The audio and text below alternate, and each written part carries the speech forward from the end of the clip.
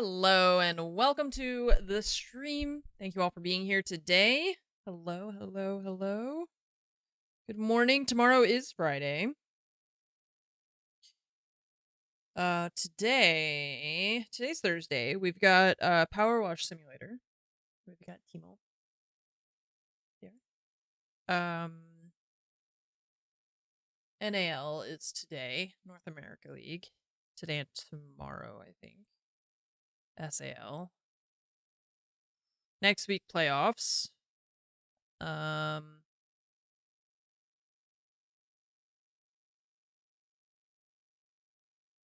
Next week is it's like April 15th or something. Wednesday that they play, yeah. There's always so much cat hair on my desk. I hate the feeling of using my mouse and like touching if you're using your mouse and I feel like dust or something at the same time. I don't know why. It's like a sensory thing that I just absolutely hate. So I love having cats that love jumping on the mouse pad and then they just leave like hair and crap everywhere. So it's my lint roller for that. Yeah, I'm gonna look at the page right now actually. Because I haven't really even looked at it, to be honest. So yeah, they play the 15th. You're right.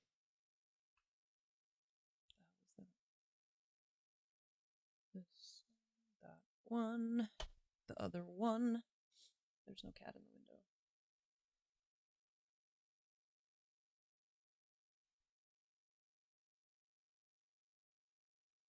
This thing like does not work. Yeah. There's a guy who makes like plugins for the Stream Deck. But that one is not working and I can't get it to like consistently work. It keeps like it'll work and then it'll stop working and I have to reconnect it and stuff. So so the playoffs themselves start on the 13th, which is Monday. But that's the upper bracket. And then lower bracket will start the 15th. It'll be whoever loses.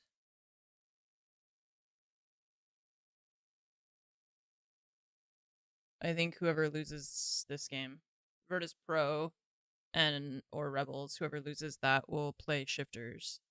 And then Falcons loser will play here. Pretty sure. Because then whoever, like if, let's say Fnatic wins, they play G2, Twisted Minds plays Secret. Unless for some reason this is flip-flopping, I don't know. I feel like sometimes they change how they do the seeding and stuff, and I don't always understand like what their formula is. Well, if Falcons, theoretically, the way this should go is that Rebels lose to VP. So then Shifters would play Rebels. And then if Virtus Pro would play Falcons, and then my guess is that Falcons would be Virtus Pro. So Shifters would rematch Virtus Pro here. And then if they win, they would play whoever wins this, which means probably Secret. I don't know.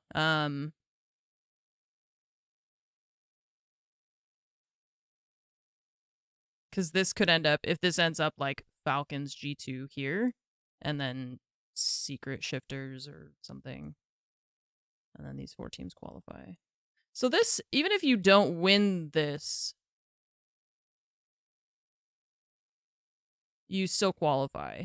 They just need to get to this final, and all 4 of these teams qualify. Yeah, I'm not sure if they flip or not. There was the tweet that you sent me yesterday that they had listed out the bracket. Bullied me all last night, Carrie. Carrie, what did you do? Oh yeah, I forgot when you go to Twitter without being logged in, it just like doesn't show you stuff.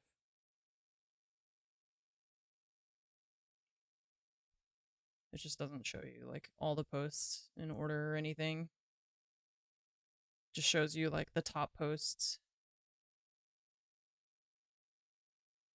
R6 Esports. Oh, they don't have it on this one. Maybe EU. R6 Esports EU. I don't remember what the handles are. Man, stop using Twitter. I really just don't know how to use it anymore. There it is. R6 Esports EU. This doesn't really say. I'm looking at this is the one from Twitter. But this doesn't say either if these like flip-flop, you know. You literally pushed me down into a corner in Peak and spent several minutes kicking me. You literally kicked me when I was down. Carrie? What the hell? You want to explain yourself? Okay. It's sometimes hard for my brain when it's like a cartoon inside of a video game. Like, what am I looking at? Oh, cute. Hi. We can pet Bimo. Okay, don't ever do that again. Don't ever do that again. Pick up. Should I roll? Nat 20. Oh, 17. What do I get for a 17?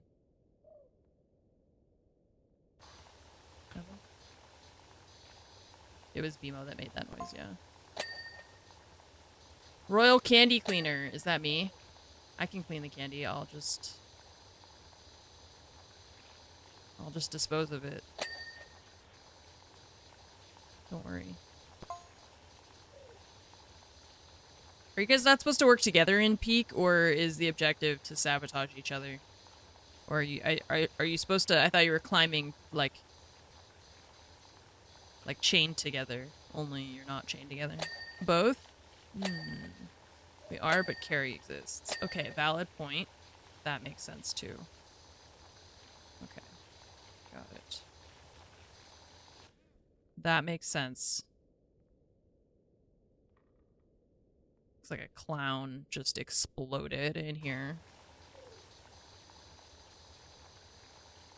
Like we put him into a blender. Tried to make a ninja blender clown smoothie, but we forgot the lid.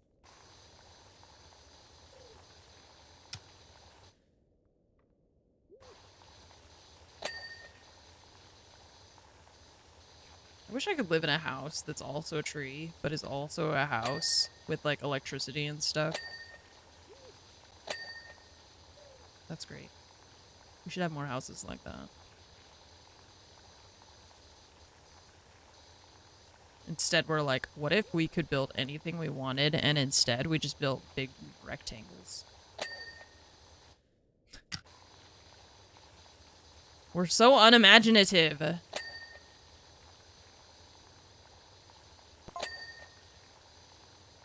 Someone's trying to grab some shut-eye in here. Who? See if I care.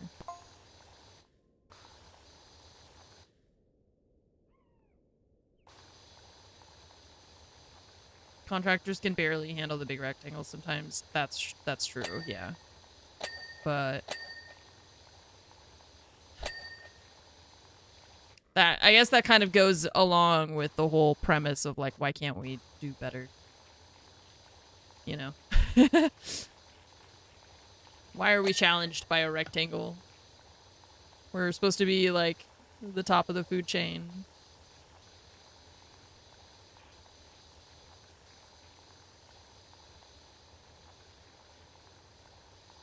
I tried to furnish a round room. No, because we make everything out of squares. I've never been in a round room before. Are you kidding? Ridiculous. Everything is squares. Probably the only roundish rooms I've been in are like theaters and stuff. Like a movie theater. Not a movie theater, but like an actual auditorium thing. Hi, Fweebles. How are you doing today? Pizza slice bed. Okay, I don't mind the bed being square, though, because that makes, like, sense for the shape of our bodies and stuff, I think.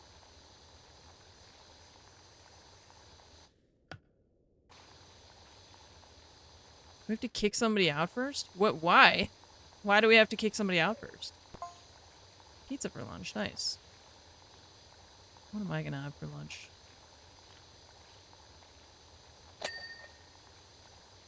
Don't know.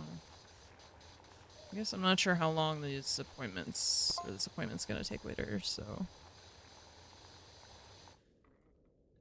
We're supposed to get rain this weekend. Actually, I wonder if we're supposed to still get rain or if it's changed now.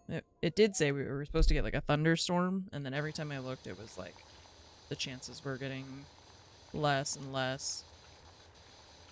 Would you like a White House roommate? What?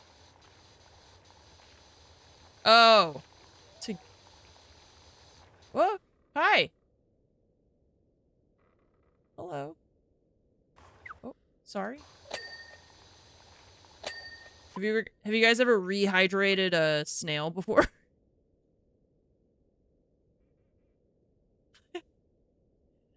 Like a living snail, I mean. You know. No, not to eat them. I started laughing because I realized how ridiculous it sounds. It's like, okay, so snails, you know how they like they have that weird like mucus thing that they create, right? And then they can, so what they do is if they like sense that they are too far, like they haven't had enough water, or they're not close enough to water or something like that, or there's a drought, and they can like seal up their little shell, right? They glue themselves to a surface to like kind of hibernate in a way. And because we have the weather that we have in California, sometimes I'll see them like really high up on the walls or something, and I'm like, you're never gonna find anything up there. You're gonna just become dehydrated until you dry up completely. So then I'll just like spray them, or around them, not them directly, but spray around them with water, and they just like unseal themselves, and then they just keep going about their business like nothing happened. Like they weren't just sealed in a little shell by themselves for a month. Like it's a really long time that they can stay like that. I was pretty surprised when I learned about it. Anyways. Rehydrating snails. Sometimes I just worry, I feel bad for them if they're gonna get like stuck up high somewhere where they're definitely not gonna get any rain or anything like that. So it's like, let me help you out. I'm gonna spray you with some water. It's just a me thing, apparently.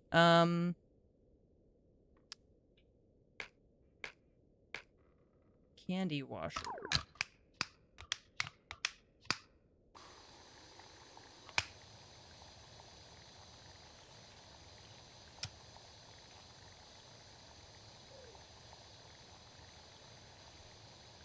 I don't like when they do the DLCs and they change... Oh, wait. What? It's like they change your stuff, but... Okay, they didn't do that thing. Sometimes in the first DLC, they would take away your attachments and stuff and, like, replace them with... Like, they have the designed one, but they would take away some of the function of the attachments, and I hated that. But that's not... I just couldn't find what I was looking for. That's not what they did this time, though. So that's good. Because, yeah, I didn't like that. It's like I already... If I've unlocked all of this stuff, don't make me do the DLC with less stuff. What is that? Guys, I thought Adventure Time was like a kid's show. Has anybody watched this show? Can we, I need help with this. Why is there, like, naked lady painting? What's that about?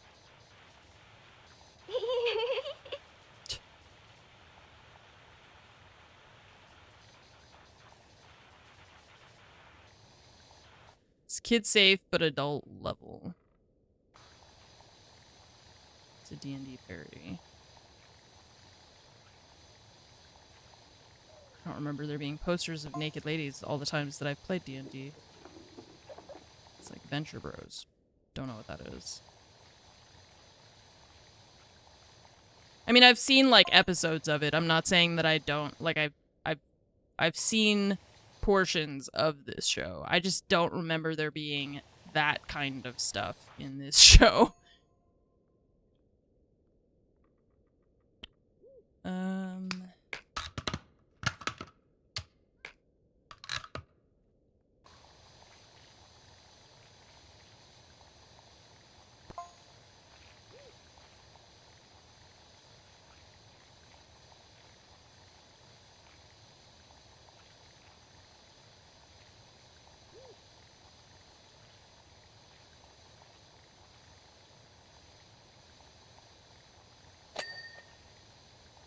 It's interesting having the dirt have such like defined outlines too. It's not normally so clearly delineated. But I like it so far.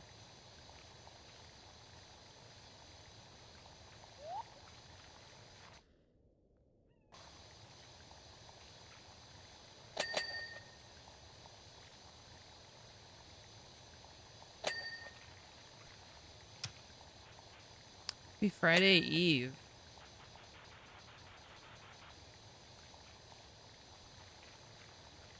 Looking forward to the weekend. Although I feel like I'm still kind of anxious because then the playoffs are next week, so I know it's like the residual anxiety. Like I know that Fromage has got a lot going on that she's dealing with, and so I'm trying to be supportive, but then it's like sympathy anxiety, you know?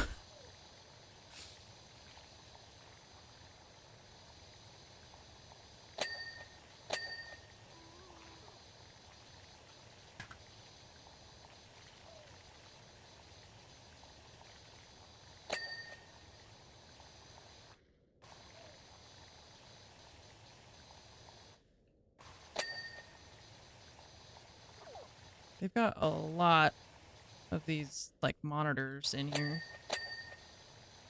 Whatever they are. They look like you would put a floppy disk in the front of it. Whatever these things are.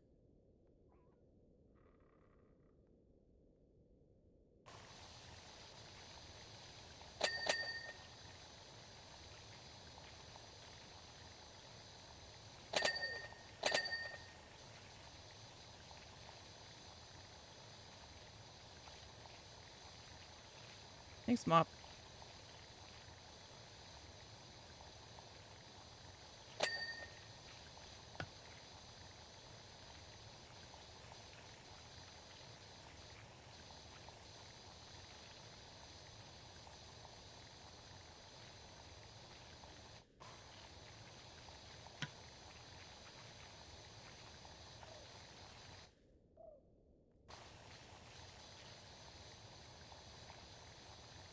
I was looking at what kind of games I can play, like next, you know, coming up.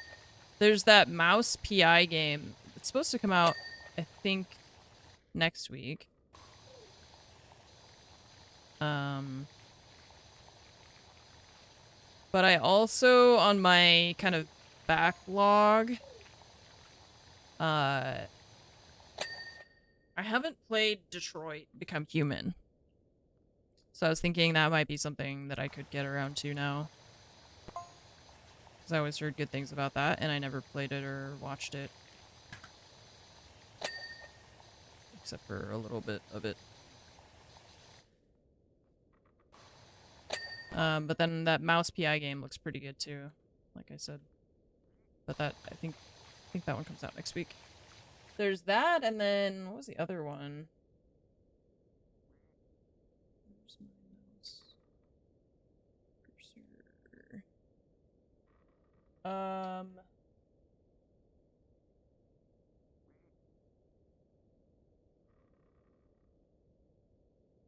Oh, well, the 007 game, but that's... Well, I was gonna say that's not till May, but it is April now. Jesus Christ. Okay. I am power washing. Ah!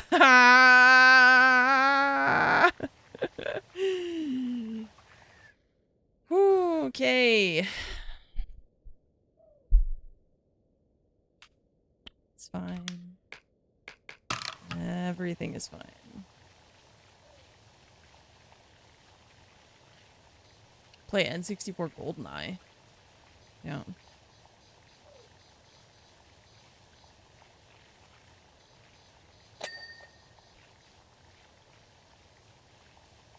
Gonna play by myself. Just play GoldenEye. It'd be a great stream game. Just me versus bots. We need multiplayer online GoldenEye. 3 more months for the new Spider-Man movie.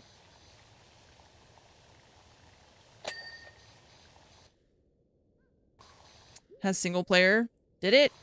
I don't know. I was 7 when I played it, so I don't remember. It's not like I've played it again since then.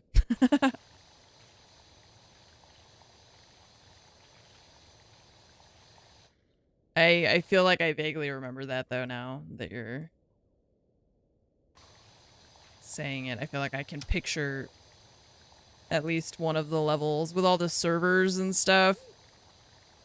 The, like, 12-pixel Sean Bean. Is that what am I thinking of the right thing?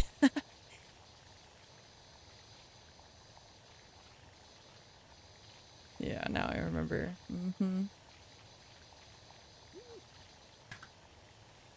That does ring a bell.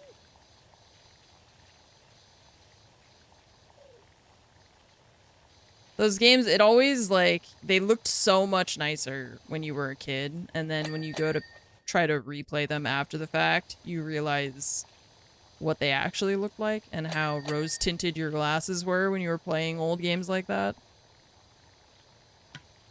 Like, damn. I remember this being, like, HD when I played it. I was blown away. It's like, nope, that's how it looked. Oh, I'm playing your bass. It's me.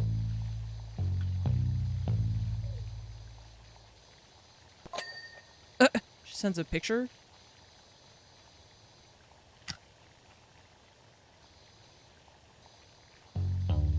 Can't stop me.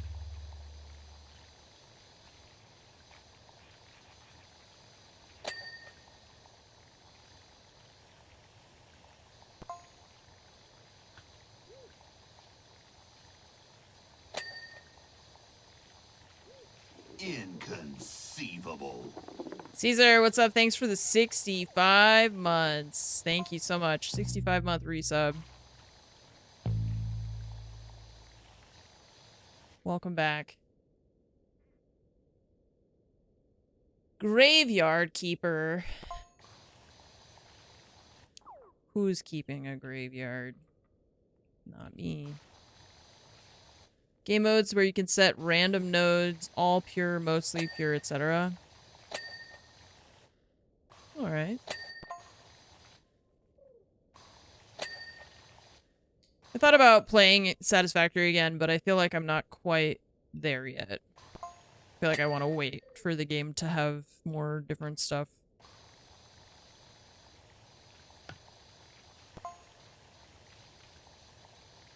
Because that's also a game that just eats up a lot of time.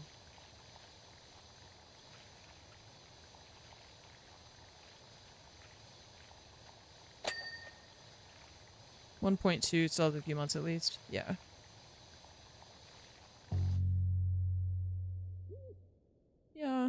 don't feel like I'm in like a mega hurry or anything. I was just commenting on some of the other stuff that I am interested in that's coming out soon, rather than looking at games that I've already played or that are old. Paralive's early access. I really wonder if that early access is gonna, if they're gonna stick to that or not. That's supposed to be like the EA, or sorry, the Sims kind of competitor. And they're supposed to have, last I wrote down, they're supposed to have an early access in May. I'm Commander Shepard. But I wonder if they're still gonna do that. Munition is my favorite streamer on the Citadel. This is the Adventure Time DLC that just released. Coming soon to early access. Planned release date, yeah, May 25th. It has a weird kind of vibe, right? Because of the combination of the cartoon style with like the 3D video game style.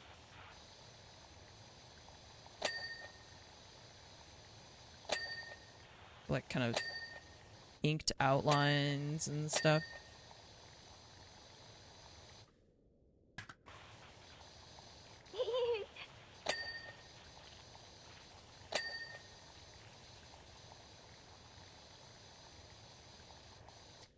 Yes, this is the Adventure Time DLC.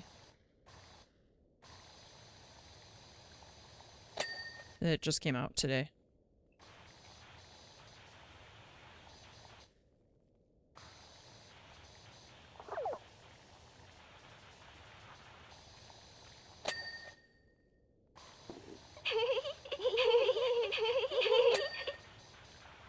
Okay. I forget how to do dirt. Okay, Q. What cartoon shows did I watch growing up? Recess. Ed, Ed, and Eddie. Arthur. I didn't watch a lot of we didn't have Cartoon Network. We didn't have, like, cable. So, the only time I was able to watch those cartoons, like Ed, Ed, and Eddie and stuff, it was when we would go to, like, hotels and stuff. If we would visit our dad, he would take us to, like, I don't know, the beach or something, and we would stay at a hotel, and we would watch cartoons at the hotel TV because they actually had cartoons that we didn't have. I mean, my sister and I were playing a lot of video games, and I read a lot when I was a kid, too. So I don't feel like I watched a lot of cartoons. Not that I didn't watch TV either, right? But it was like, what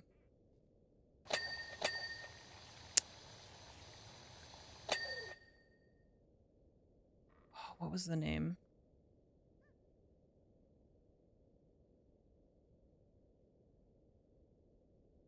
The, like, sock puppet thing. The TV show with the lady. And the lamb. She had, like, a sock puppet lamb. I can't remember what its name is. Probably find it if I googled it, but... Lamb chop? Is that it? Lamb chop? That's messed up. Why? Guys. Lamb chop? Lamb chop and my best friend side of bacon? I never really thought of that until just this moment. Yep. This is a song that never ends. It just goes on and on, my friend. Some people started thinking it, singing it, not knowing what it was. And then they kept on singing it forever just because it is a song that never ends. Just goes on and on, my friend. friends. Mm-hmm. Mm-hmm. Some people started singing it, not knowing what it was. And then they kept on singing it forever just because it is a song that never ends. So I watched that. Mr. Rogers, of course. Bill Nye, Reading Rainbow. But so like none of these are cartoons, right? Like these are more like live action things because I didn't have Cartoon Network. We didn't have cable. I had PBS and like ABC, NBC. I had Channel 3. You know, Animaniacs. Yep, sometimes a little bit. Pinky and the Brain. One is a genius. The other's insane.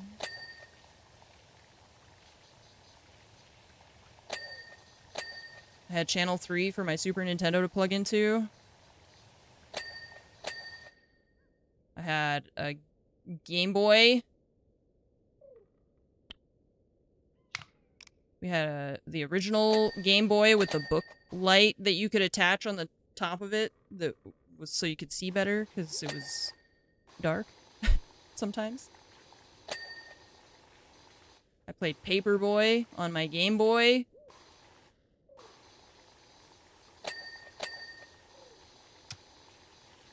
Transparent. I had like a cyan blue one.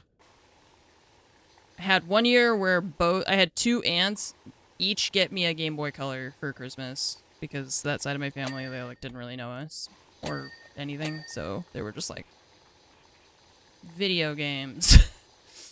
So I think I gave one of them to my brother or my sister, and then I kept one. Paperboy, yeah. What a throwback, for sure.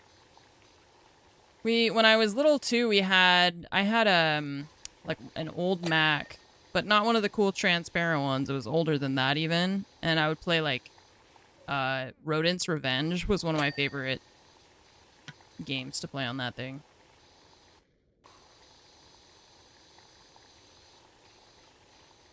The magnifier, yeah, I'm pretty sure my sister still has all of that stuff. And then I think my brother has our N64.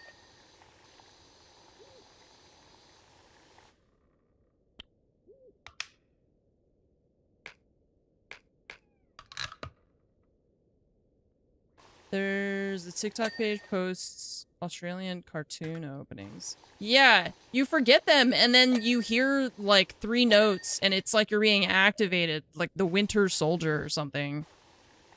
Just, it's insane. Magic School Bus? That was like my main cartoon. That was probably my like, that was my big one. Yeah. That beep beep. Cruising on down Main Street, you're relaxing, feeling good. I'm always like, yes! Magic School Bus! Beep beep. Hell yeah. With the frizz? No way! Oh man.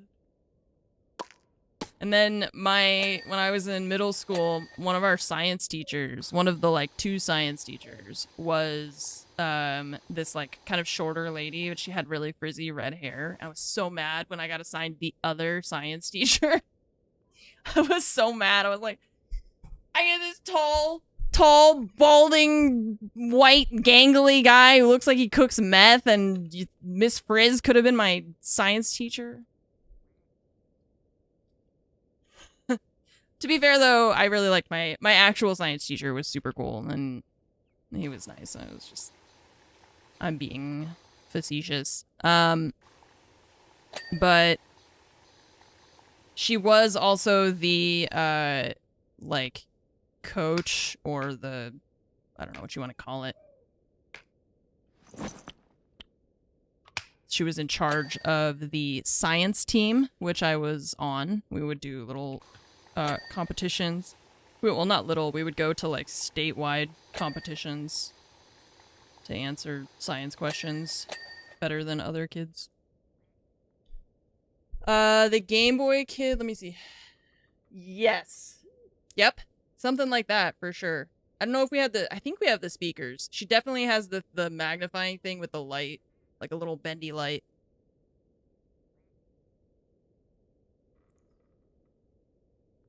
Yep.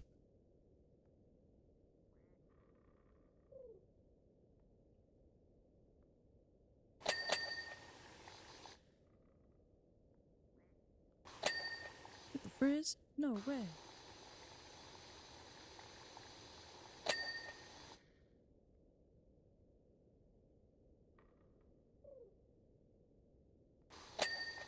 $99.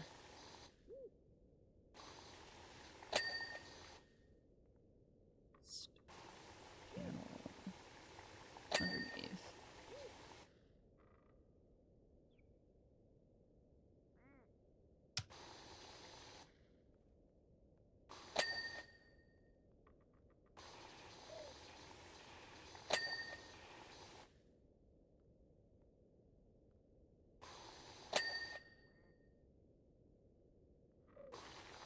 Bacon pancakes. Okay, wait.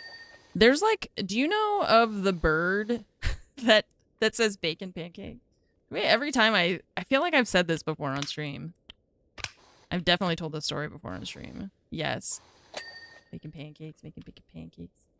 The bird that's just like says that all the time. I love that bird so much. You guys remember? Oh, wait. Okay. First of all, you said, "Are you afraid of the dark?" Which made me think of Goosebumps, right? Goosebumps was sick. But then that made me think of the Choose Your Own Adventure books where it was like, if you want to do this, go to page 24. But if you do this, go to page 29. Those were sick. That was probably like my first, those were like, that was like D&D for a kid who doesn't know what D&D is, right? You're like kind of role-playing the game, or the book. Those are sick, yeah. I had a lot of those. Read a lot of those as a kid. Time Traveler books. The Babysitter's Club. What was the, like, Boxcar? Oh, Boxcar Children? Uh-huh. Animorphs, of course. No, not Carrie. Kung Fu, I saw you said the thing about the Animorphs, like, make a TV show, which is wild. Animorphs is just so cool. I wanted to be Tobias. Tobias could turn into a hawk or a falcon or something. So cool.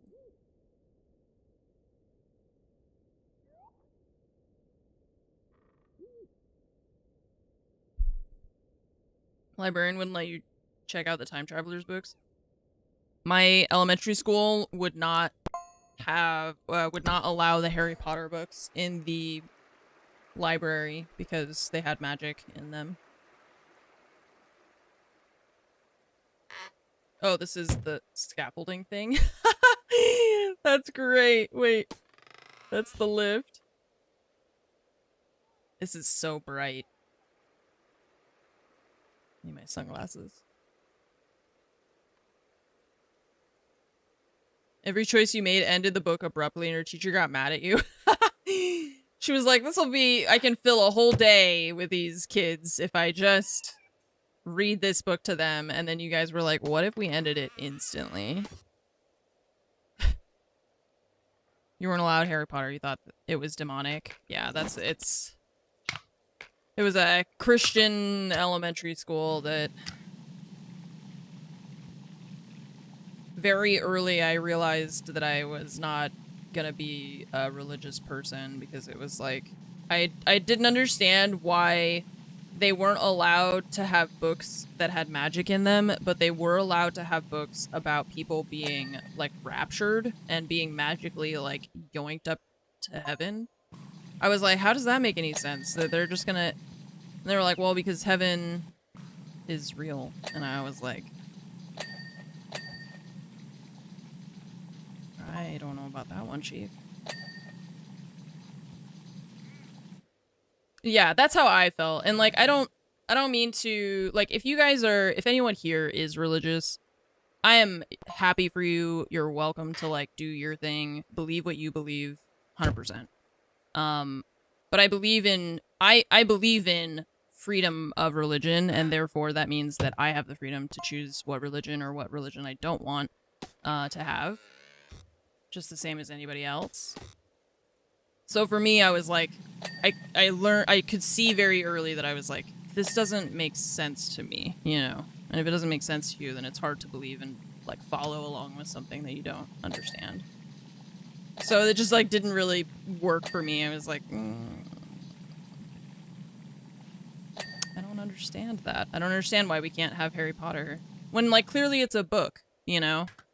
Like, I'm not gonna go out and start... That's what I think was, like, so dumb to me. It was like, what do you think I'm...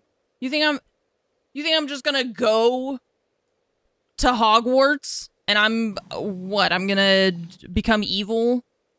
I'm gonna learn how to summon a broom from across the... Like... What do you actually think is gonna happen if I read this book? I'm not suddenly gonna become magic.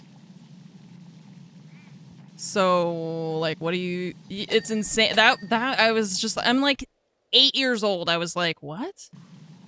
I can't read a book about something that's, like, clearly fictional and it's not gonna happen?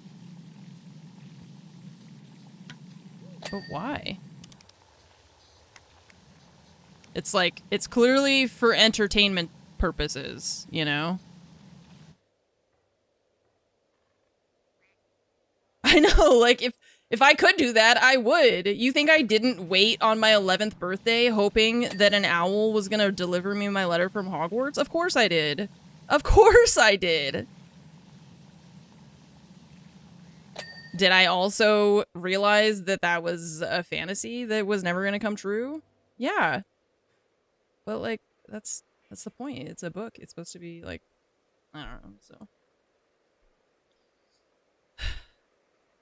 You couldn't have Yu-Gi-Oh! Or Magic the Gathering cards? No, it has magic in the title, idiot. What? You think you're gonna have anything with magic in it? Magic the Gathering? Hell no. Not only is there magic in it, but you're gathering it? You're gathering the magic? Unacceptable. This is a DLC. It's not a mod. This is a DLC that just came out. It's the first DLC for PowerWash Simulator 2. They did give me a code for the game, although I'm not being sponsored to play it. I'm just telling you, full disclosure, they sent me a code so I could play, which is very nice of them, and I appreciate it, because I would have bought it anyways. But yeah. So this is the first DLC that came out today. I realize how much I sound like I'm trying to sell it to you when I say... This is the first DLC for PowerWash Simulator 2, which just released today. It's just that I like power washing things, okay? Honestly, I would pay them to play this. Actually, I have paid them to play this game. I have done that, yeah. Yeah, it is a lot of, wrist movements. I feel like it's good to take this game in kind of short bursts, because it does start to hurt my wrist if I do it too much. What is going on in there? What are you guys doing? Is this like a Pizza Hut? It's not like any Pizza Hut I've ever seen. You get motion sick? Yeah, I started doing this more where I like kind of sit somewhere and then you just turn on the like free thing so that I'm not like shaking the camera too much, because it can get pretty... That's not what I wanted. One.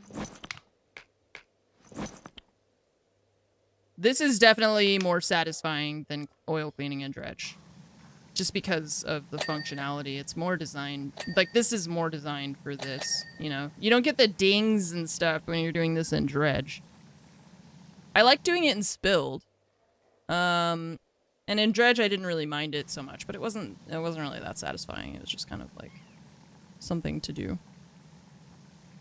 It would be better if they added more dings. You know. Pizza Hut's had a salad bar. Yeah. And a soft serve machine.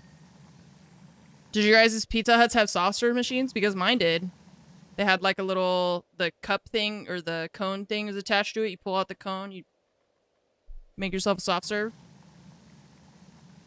They had a they had a they had a payphone, but for emergencies, the payphones work even if you dial 911. Your life is... You didn't have the soft... Damn, you guys were missing out. We had the fancy Pizza Hut. It had a freaking soft serve machine. And right next to the soft serve machine was that payphone.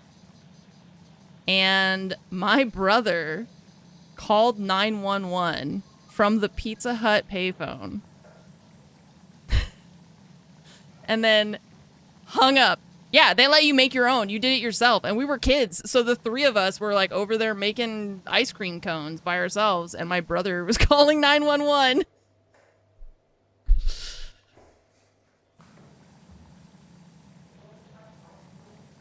He got in trouble. It was okay though. Because they were like, oh, it's a child that called us. It's fine. They didn't mean to. Yeah. Collect call scamming. I know. It's like... You have received a message from... Hi, Mom, don't answer. Would you like to answer? Would you like to accept the charges? Nope. Got everything I needed. Got everything I needed out of that.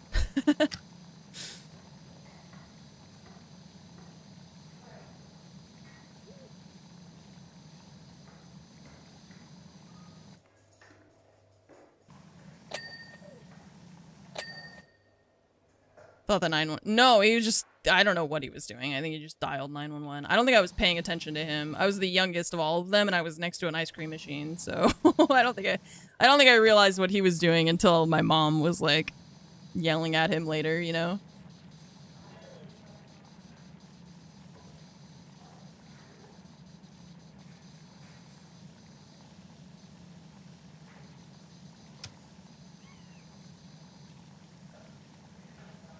Focus was on the ice cream. Yeah.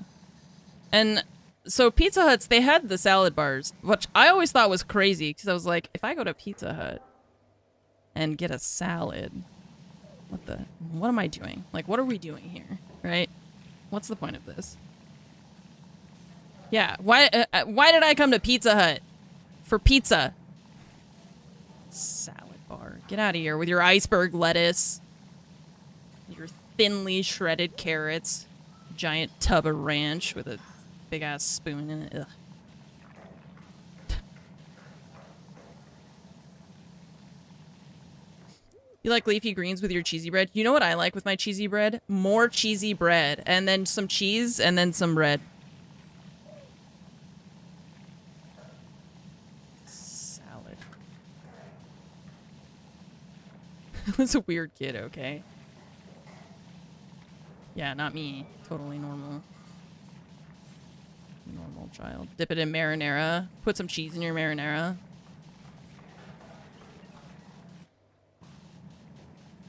Fromage and I were doing some girl math the other day and talking about how pizza with lots of ingredients is like eating a diversified meal because it has like, you know, vegetables and other stuff. We're both like, yeah. Makes sense. Mm-hmm. I always get my pizza with, you know, like mushrooms and onions and stuff.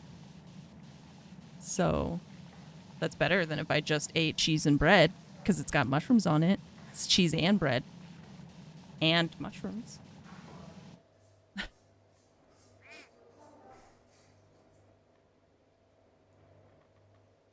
Can't go wrong. The whole food pyramid, we got it all, yeah. GSC, 119 months. Thank you for the 119-month resub. Which pizza places had the 4-player X-Men arcade machine? We had a pizza place that had... They didn't have that one, but it was just reminding me that they had some...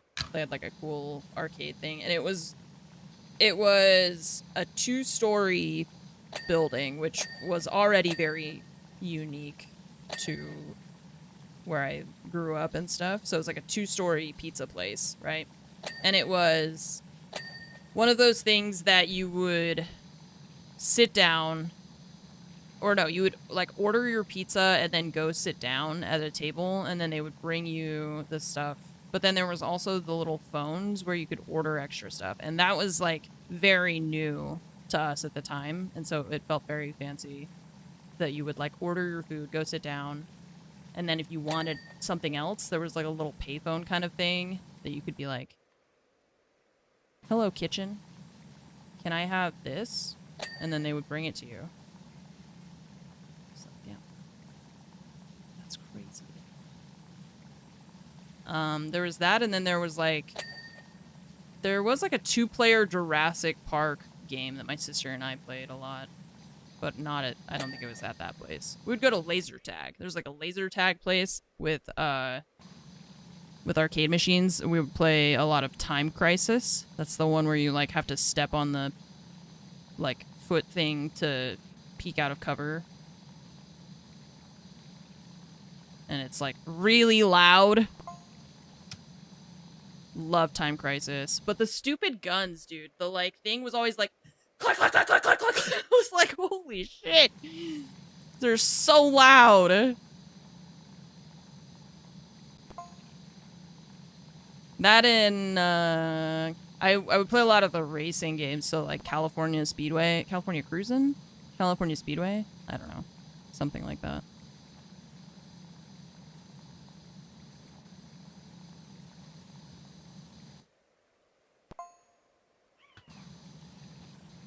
Daytona. There were a bunch of different types of those like racing games. You can still hear the song. What was it called then? Was it called Daytona?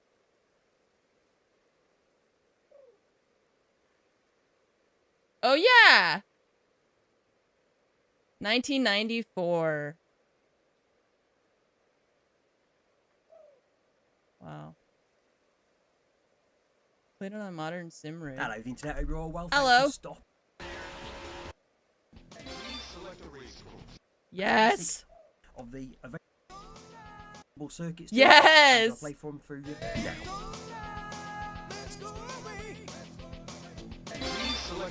Daytona. Please choose manual. Gentlemen, start. Hell yeah. Love it. Daytona. San Francisco Rush. That does sound right, yeah.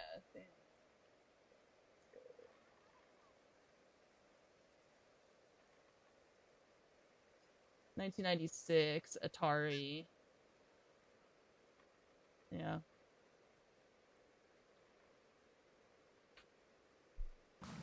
Yep.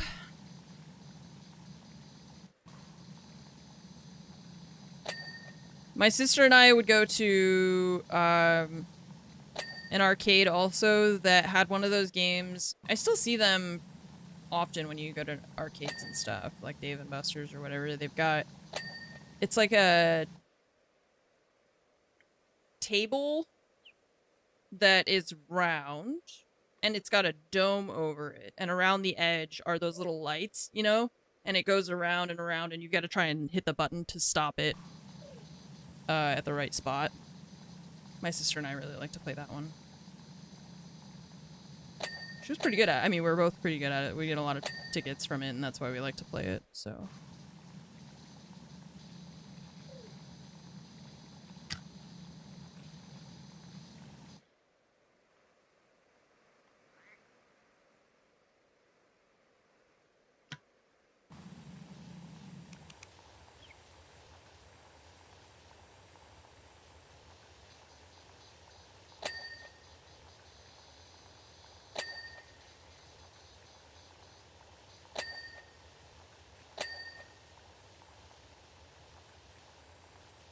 DDR machines. Yeah. Not... I mean... When did DDR start? Because I don't... we definitely didn't have them as like a... You know, we had skee ball and stuff like that. We didn't really have DDR machines. Until I was older, but I'm not sure. I wonder when DDR kind of started becoming a thing. We actually had, my mom or my stepdad or someone for Christmas had gotten us, like, home DDR pads, so we would like play at home. 2004, yeah, so I would have already been 14 by then.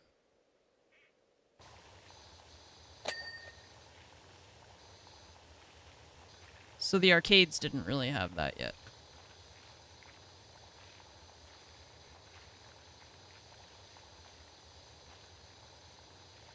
And by then I would have been more into like Halo stuff. Halo 2 and Halo 3 were my primary pastime at that age.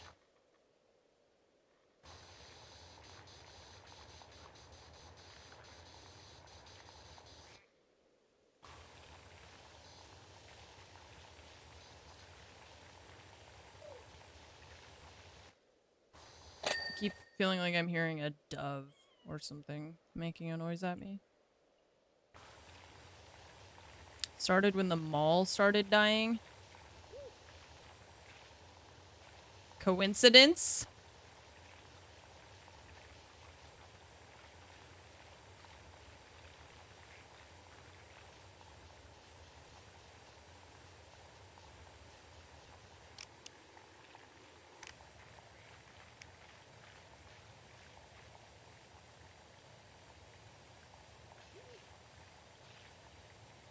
The fact that the dirt is outlined in this DLC actually helps a lot to make it easier to see the dirt, even without having to hit the highlight button.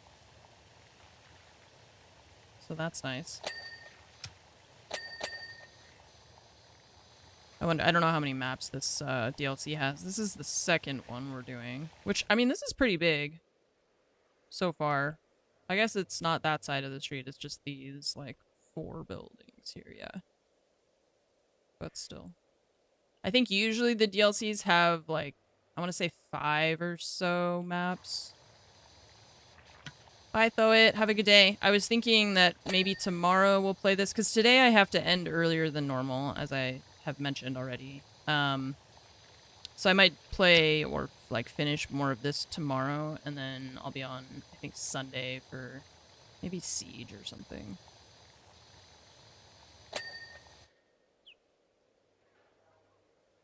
But probably I'll play this again tomorrow, like I said, because I think we'll still have some maps left over.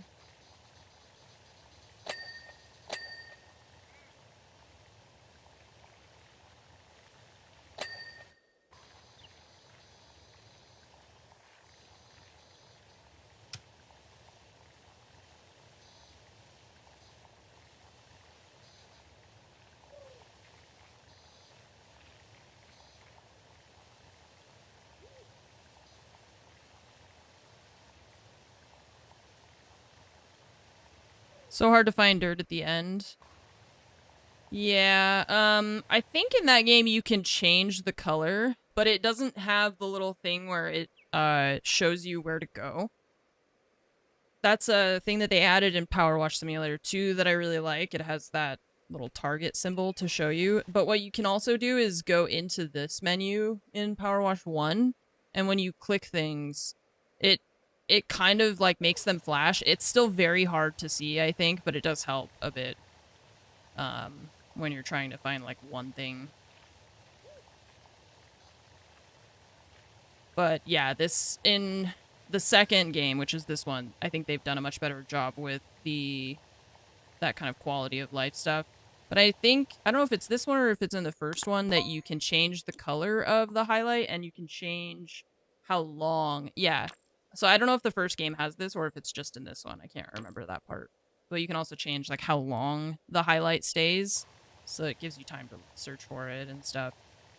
Yeah, overall, I feel pretty happy with this game. I think before it came out, I was seeing some people say that it didn't feel like there was a lot of reason for there to be like a PowerWash Simulator 2, but I so far, having 100%ed both games, I feel like it makes sense to me that they made a second game and that it has, I mean, it has improvements. they're making more content, and they're making free content and DLCs. So, I don't know. I'm happy with it. That's all that matters to me.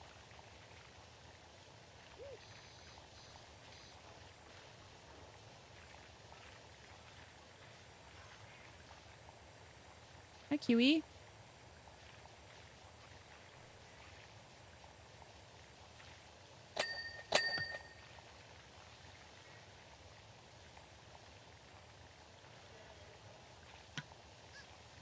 I wonder what other DLCs they'll have for this game, too. I was pretty surprised by the diversity that they got for the first game. I mean, when you consider that they had, like, Warhammer, Tomb Raider,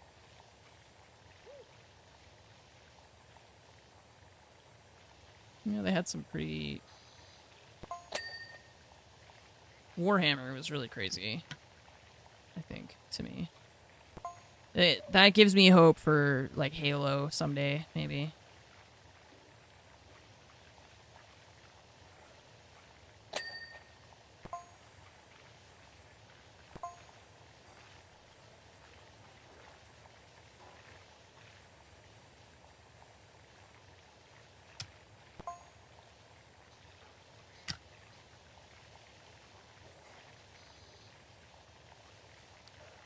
Yeah, there's SpongeBob, Final Fantasy, Alice in Wonderland, Wallace and Gromit was one. So they definitely have a lot of cool DLCs in the first game, so I'm sure they can do the same in this one. So I'm eager to see what partnerships they can make.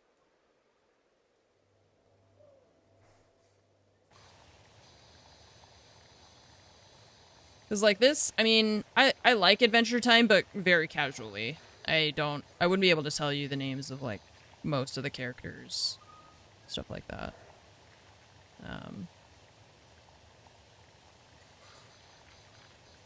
So I'm excited for there to be more maps for PowerWash Sim because I like the game.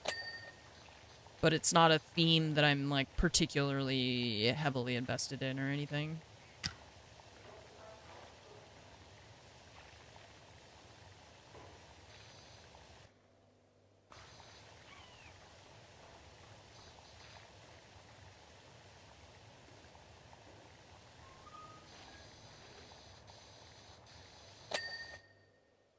Match the visual style to the show. Yeah, they do that sometimes. It kind of depends, I guess, on the DLC, but they change, for example, the style of the power wash tool that we're holding.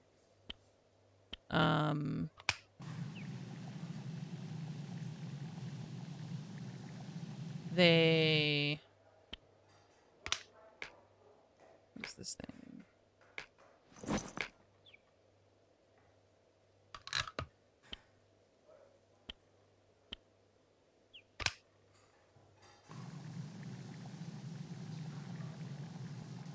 So yeah, they change, like, the visual style sometimes to match a bit more, but for some things, I mean, you know, like Tomb Raider, it's just a building, so that was, like, all the same visual style as the normal base game. Okay, it's 3 for the extension.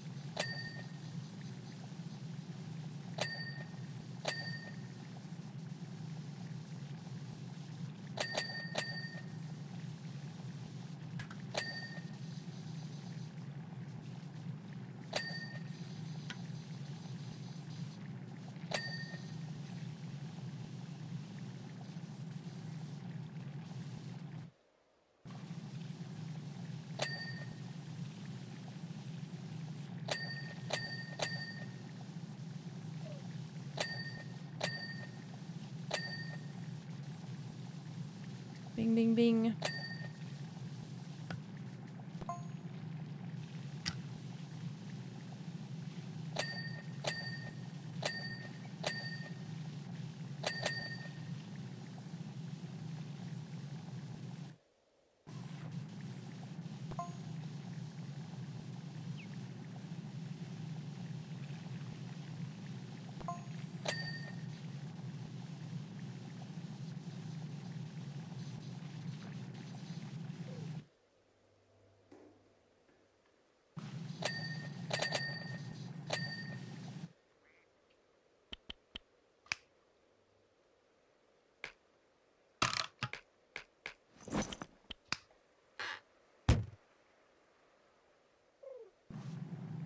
Oops.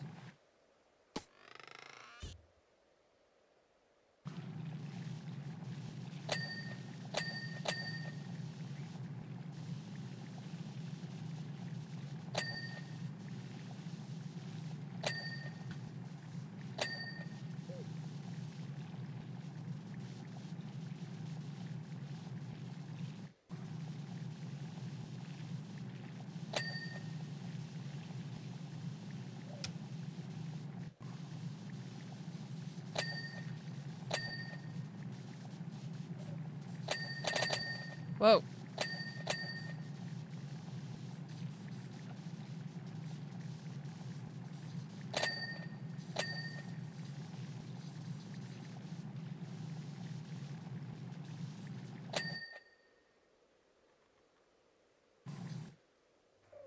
Ah.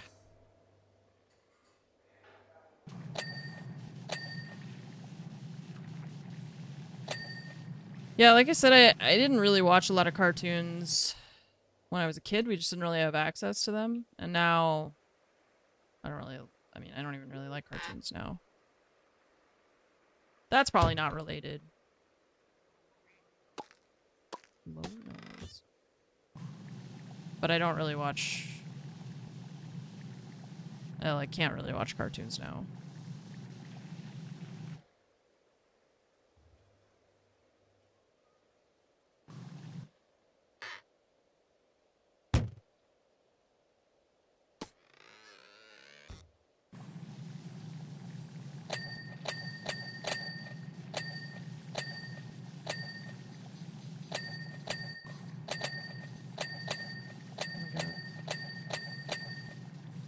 Ding, ding, ding, ding, ding. Winner, winner.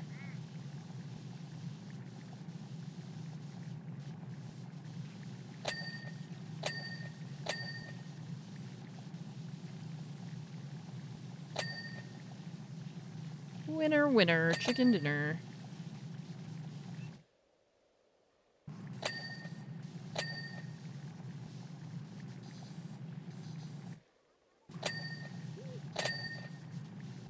Okay.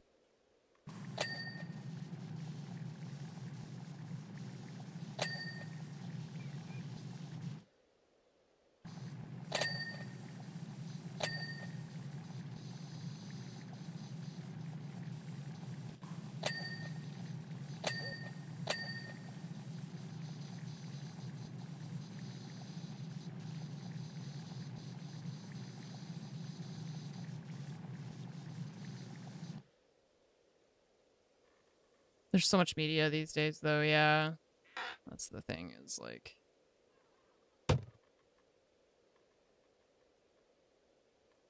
There's just so much stuff that's like vying for your attention at all times that it's just impossible to keep up with everything, I think. And also, like, not that important to keep up with everything all the time. It's fine.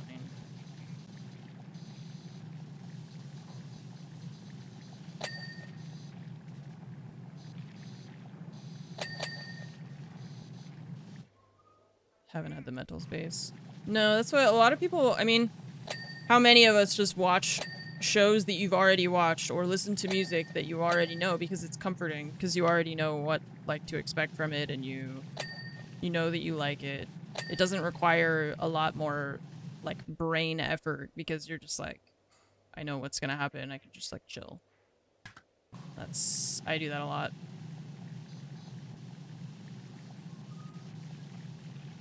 I just like sometimes I just don't feel like trying to watch something new and like having to learn new characters and getting interested in it feels like meh. Don't want to. Music library hasn't changed in like 20 years. I feel like I mean I listen to new albums of stuff, but it's mostly I feel like I will listen to it once or something, or I'll try some new stuff and then I'll revert back to listening to the same albums I always listen to. But I still try to find new stuff. It's just that I like my comfort album on any day is probably going to be one of like 10 albums that are going to be on repeat for just the rest of my life, probably. And those albums came out 15 years ago, and nothing is going to usurp that kind of nostalgia and that sort of thing. Something, yeah, like you know it's good, you know that you like it. It doesn't require anything of you. It's not asking you for anything. You just get to watch something that you enjoy, even if you've seen it before.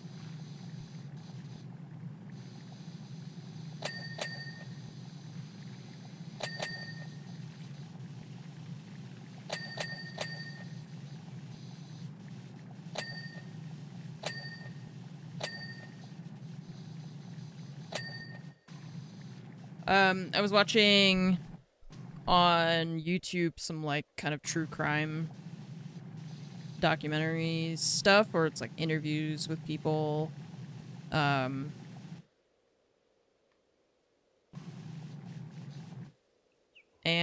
there's like this like teenager who kills somebody and decides that her best chance is to convince the police that she is criminally insane. And if you're like me and you've watched a lot of forensic, investigative, detective-y kind of things, you know that that almost never works. Like, trying to pretend to be crazy is so much more difficult than people think, you know? And also, she was like 15 years old. So she's definitely got this from like TikTok or something.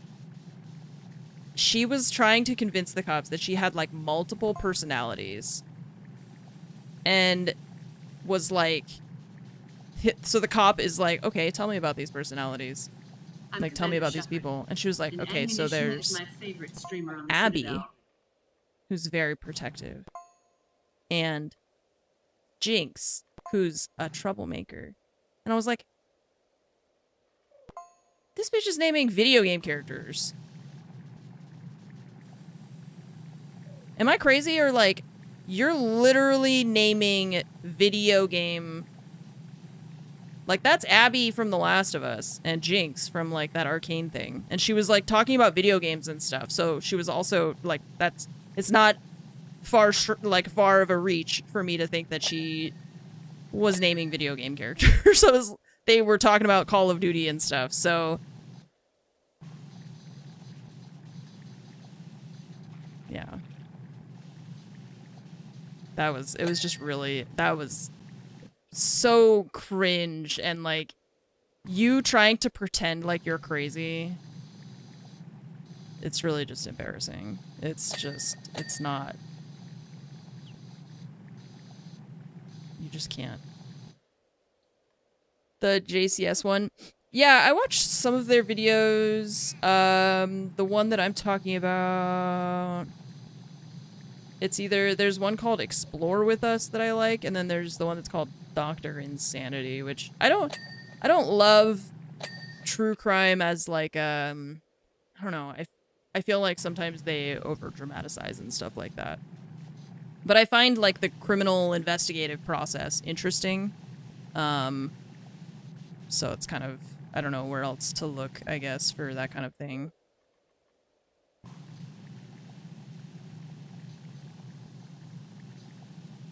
Because it's like, I don't like when they over dramatize it for, obviously for entertainment's sake or whatever. Because I find it interesting, the like human element of like them doing the interviews and the cops, like them explaining how, you know, like this technique works to, you know, influence someone to do something a certain way. I don't know.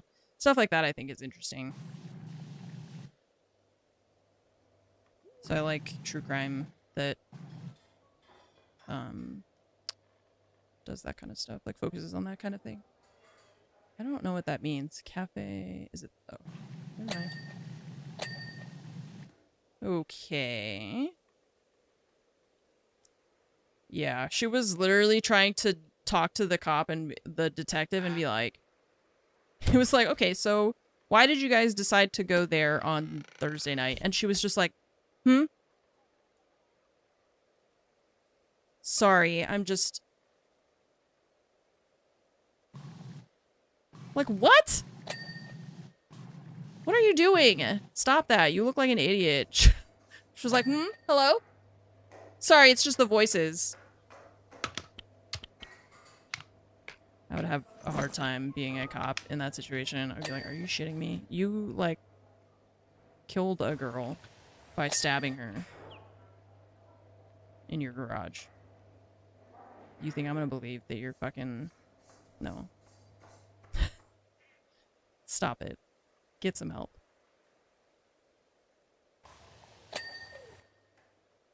I'm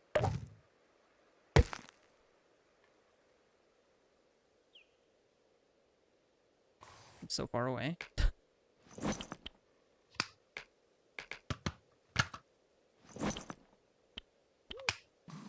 Aha! It works.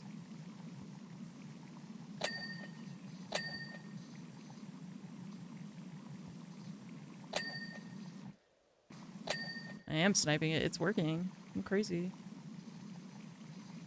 Power wash your house from the next county over. Can't see what that's pointing at.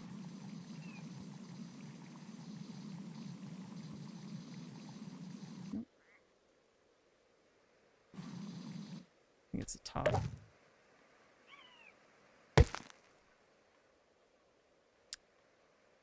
Where's my voodoo?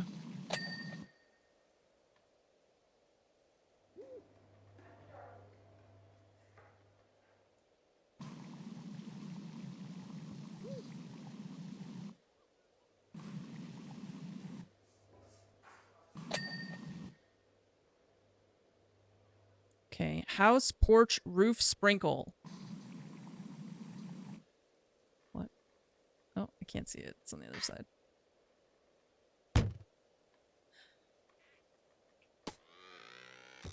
Roof, sprinkle. Oh. Oh yeah, there we go. Yay! We did it. Okay, second one done. Let's go. Sassy's Pizza.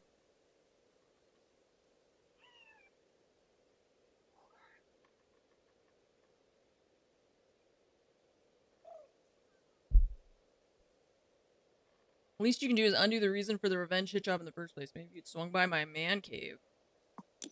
Man cave? The Ice King's castle? Whole place is covered in supremely melted cheeses. Okay. Cute.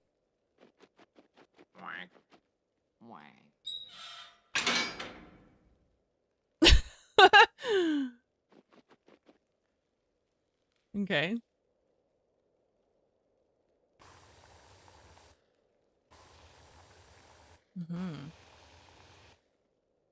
Damn, this dude is melting.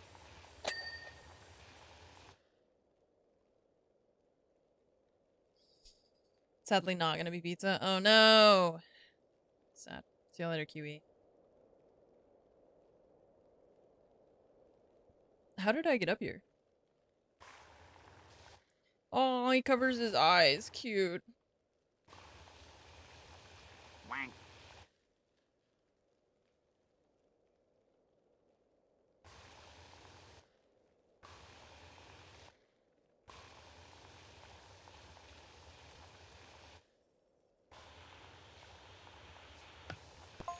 Lumpy Space Princess. Have you seen my handbag? Should be an Ice King cell. That? Yes. Drive him crazy with desire? What?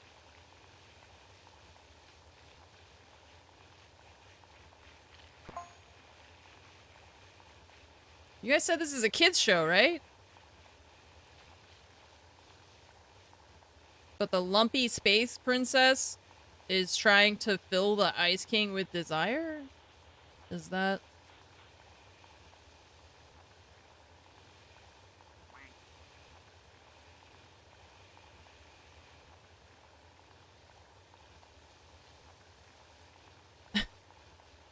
Does anyone let their kids watch this show?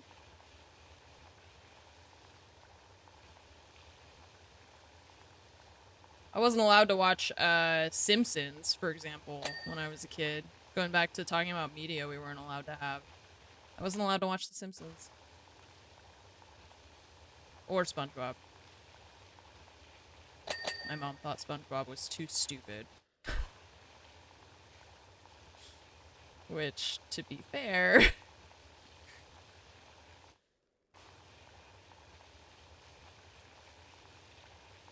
she didn't want us to be too stupid. It's pretty, I mean, it is funny, yeah, like, it's a cartoon, it's supposed to be dumb. But yeah, so I wasn't allowed to watch SpongeBob as a child, or The Simpsons. Although now I feel like if I had watched The Simpsons, it may have just accelerated my, like, whole... Now seeing, like, the way that The Simpsons criticizes stuff, you know? But I think my mom probably really associated it with stuff like South Park, which is obviously a lot more vulgar.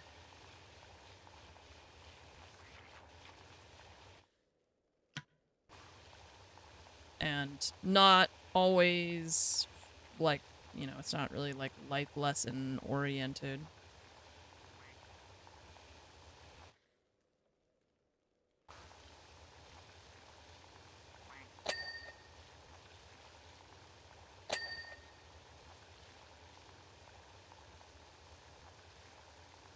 Trying to rewatch Simpsons is really difficult.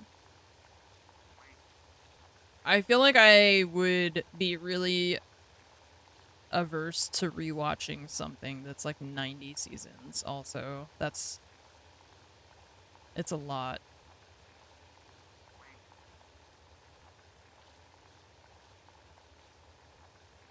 But yeah, sometimes some of that stuff doesn't really age super well.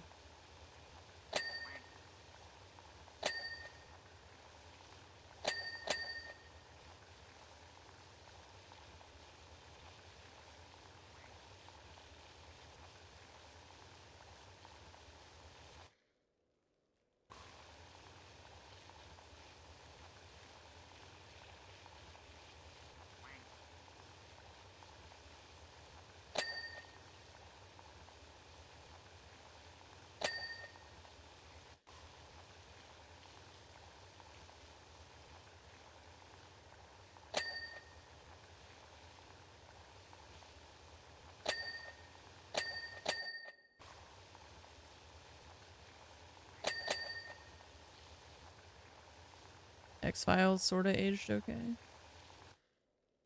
Just imagine if you're doing that for real. Yeah, it would be horrible. Just looking straight up and pressure washing the ceiling right above you. Disgusting. Really gross. Yeah. X-Files. I mean, it's not like that's not a show that I watch like regularly or anything.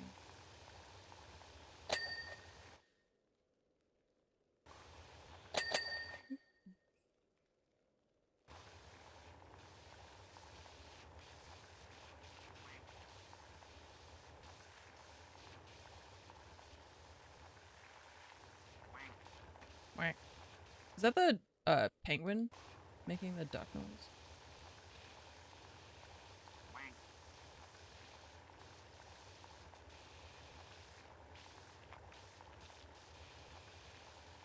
I want to rewatch Breaking Bad. I think it's time. This is an Adventure Time DLC, yes. Just released today. Shows event. Well, we just finished actually Drive to Survive, which is that F1 show on Netflix. And we just watched the most recent episode. Or the like latest episode, I guess. Now we gotta wait for the season to end so that they'll have another season. Or another season of the show. Hello?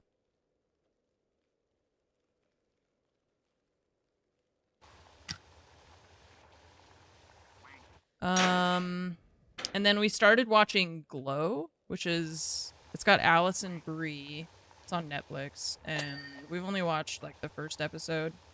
But it's supposed to be about, like, ladies wrestling in the 80s, I think?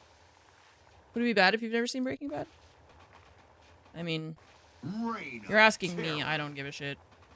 I don't care. It's a really good show. I really like it. I like the writing, the acting. So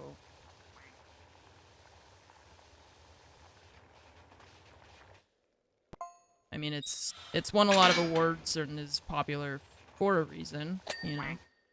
But there's a lot of stuff that I don't make time for watching, and so I'm not gonna fault you if you aren't watching it.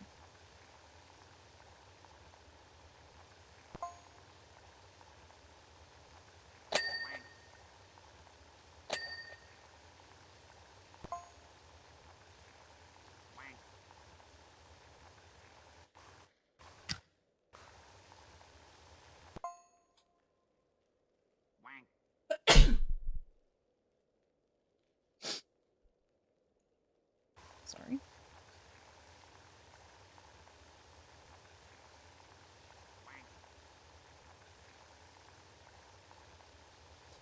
Like, I don't think you have to watch everything just because it's popular with other people. That being said, if you like that type of, like, drama show, you know, if it seems interesting, then I would recommend it. It is really good.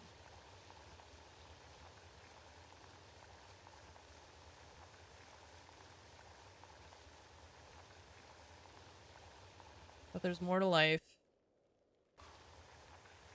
than that TV show. That one, and the same guy who made that made Pluribus, which has only been like one season. But that's pretty good too. Overwhelmed. Yeah. Yeah, and sometimes it becomes one of those things where it's like everybody's saying that you should watch it, and you just are like, ugh, everybody's pressuring me to do this. I don't want to. That happens to me sometimes. Not saying that's what happened with you, but when you have a gap and you're thinking, you know, I could watch something like that.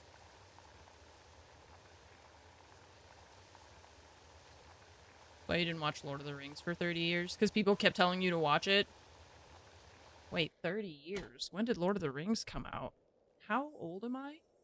What? Wait. Oh.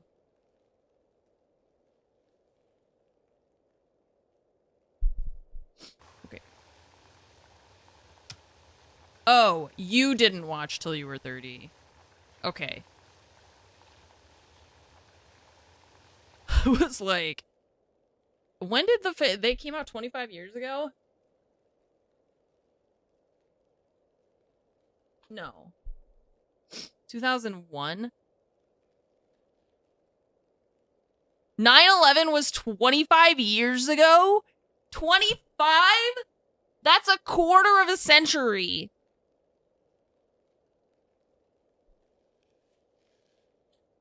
$25 years? 25 years ago, Lord of the Rings came out, the first movie. Are you kidding? That has upset me greatly. 25 years. Holy shit. Damn. Those are some good-ass movies, too. I'm actually re-listening to the audiobooks right now. Well, not right now, because I'm streaming, but, you know. You need to sit down? No, don't sit down. Go stretch your back. Are you kidding? You gotta stretch out your hip flexors. While you still can. Don't go sit down. Actually, all of us. We should all stand up. Let's all collectively. Oh, man. 2001 had so many good movies. Like, oh god. Gotta stand up. More time. I don't want to read the rest of your sentence. No. Shut up, Swift. I don't even know what. I saw more time between and I stopped reading. It's gonna be some shit like more time between now and when Cleopatra was alive than something. I don't. Nope. It's always one of those things where it's like, did you know that Albert Einstein and like the oldest person you've ever known to exist were alive at the same time? And it was when you were born or something. I hate it. I don't. I do have a standing desk. That's true. I finally got the cables, like, fixed, too. I wasn't able to use the standing part of it because the cables were gonna get ripped out, from the way that I had them set up before. Because I didn't have a long enough cable. For some of the stuff, I didn't have enough long enough cables, and they were... So yeah, I couldn't raise my desk more than a couple inches, but... Now I've got it set up. I just forget to do it. That's the other problem. Reminded that you don't have hover cars yet? Yeah.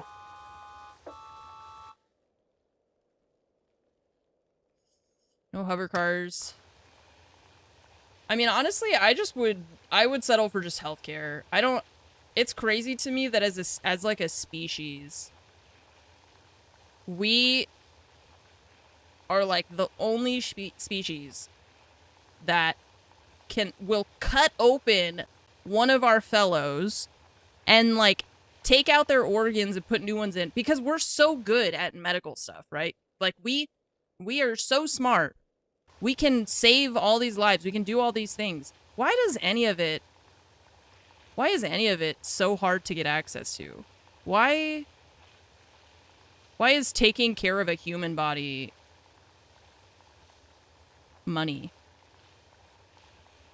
at all? You know, like, why isn't it just, hey, you need to live, therefore we will heal you so that you can hopefully live longer, you know?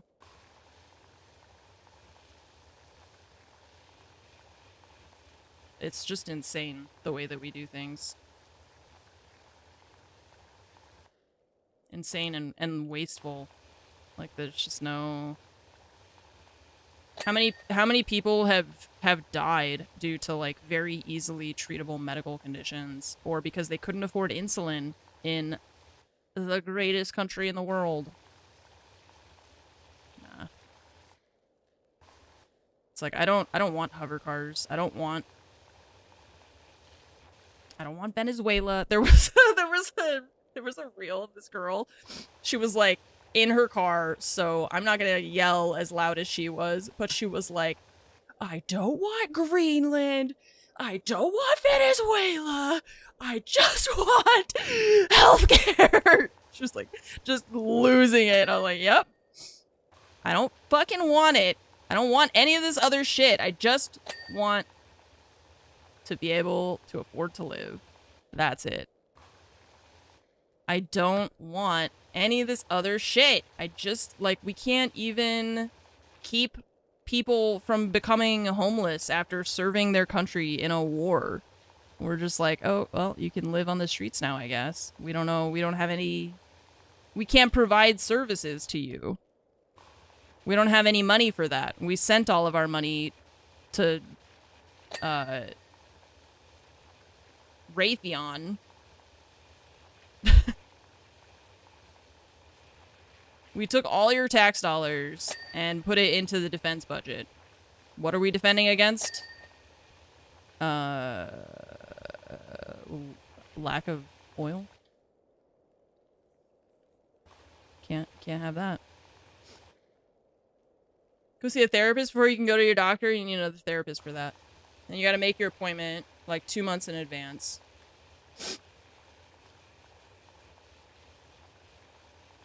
To see your primary care doctor. And like the whole God, how much could I rant about insurance companies? Like, why do you even exist? What is the point of that? Why are there doctors that are in or out of network? Are you a doctor? Do you know how to help a human being? Did you get the same education as that other doctor over there? Fucking great. Take the money, the currency that our country has decided that we're all going to use together. Hey, I made South America, look. Kind of.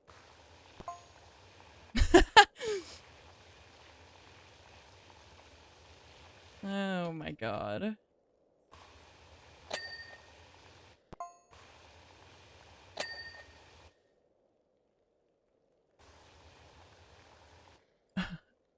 Look, wait, no, hang on. I'll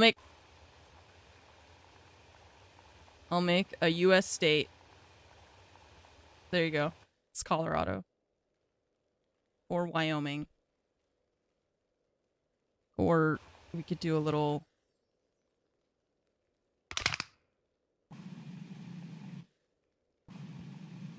There, it's Washington.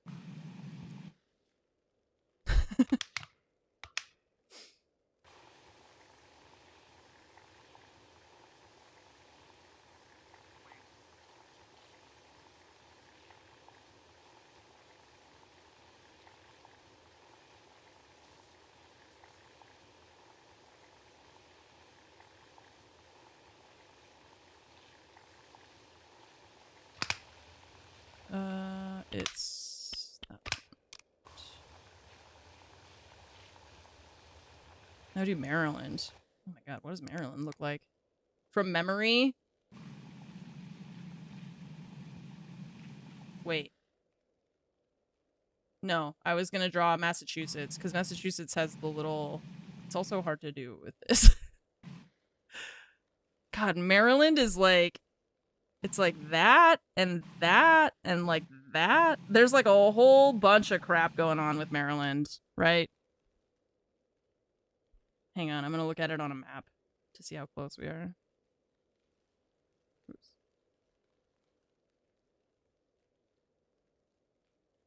Yeah, kind of. It's because it's got... It goes like that, and then there's Washington, D.C., and then there's like this. But then Delaware is just like right there, taking up the coastline. I don't know.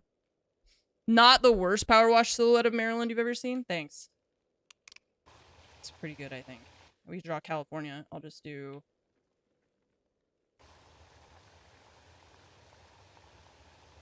There.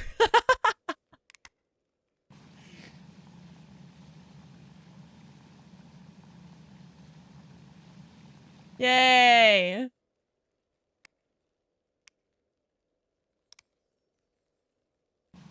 Yay. Now, if only we could have California and just have it be this part. And then this part we'll just give to Nevada. You can have it. I don't want that part anymore. Except for Yosemite. You guys could have Bakersfield and Fresno.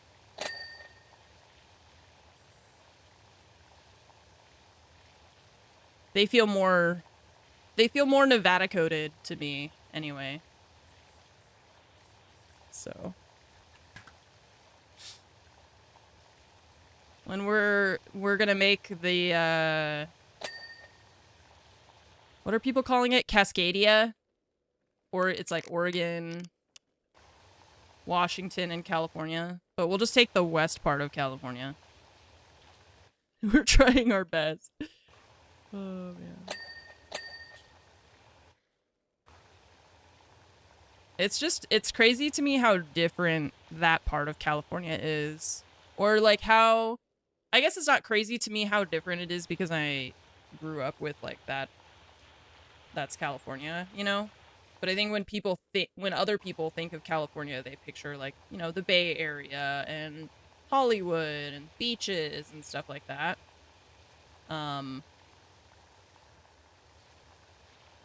But for me, it's like you know, or people who are from California, we know that that's also part of it. There's a lot of agriculture. Like, I think it's our second biggest industry. Yeah, it's our second biggest industry behind entertainment. And the entertainment industry is like, because it's, you know, you make a lot of money out of it, but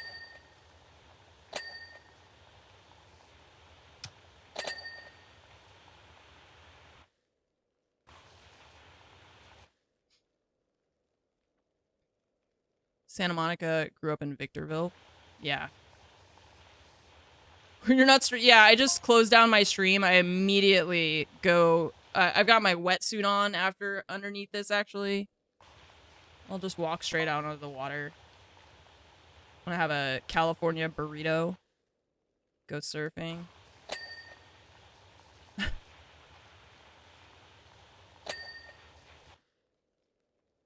First time you went to Sacramento, you were like, where's the ocean? Sacramento. Okay, wait, I realize now too, I'm starting to see reels of people pointing out how Californians can't say the letter T. And now I notice it. And I didn't notice it before, and I'm mad about it.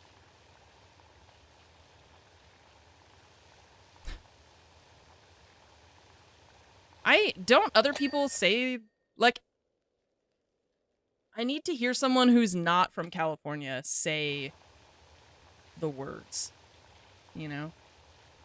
To understand, like, do people actually pronounce the T as heavily as, like, Santa Monica?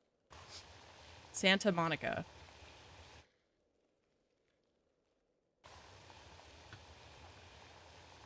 Or Sacramento. Sacramento. It sounds weird. Sacramento. Why are you saying toe? Sacramento. Sacramentos. Your big toes. Sounds weird. Sacramento. Sacramento. You pronounce both T's in Toronto. Toronto. Yeah. See, I don't think it's that weird. People were making fun of us, but I feel like that's normal.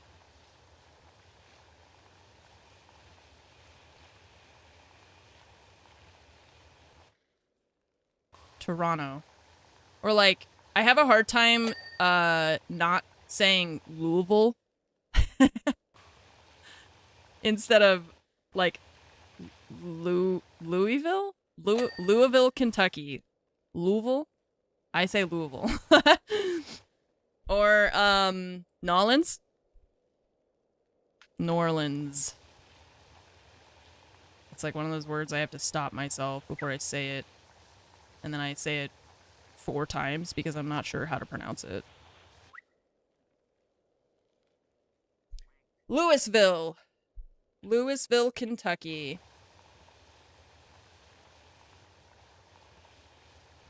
American English, it's very common to soften T's. Yeah. So it's like not really, I mean, California, I think we have a specific kind of way of speaking, and that's fine. But we also have a lot of cities, I guess, that have T's in them, and so I don't know if that's part of it also. Maybe it's like a kind of a dialect thing. Because we've got a lot of cities that are like Santa this, San this, you know, San Luis Obispo, Santa Barbara, Santa Maria, San Luis, did I already say that? I don't know. Anyways. But yeah, I never noticed that we don't say the T's. And also, someone earlier, you said you're from Pioneer, California. I have no idea where that is. Santa. Yeah, Sacramento. Sacramento. Can't think of any other ones.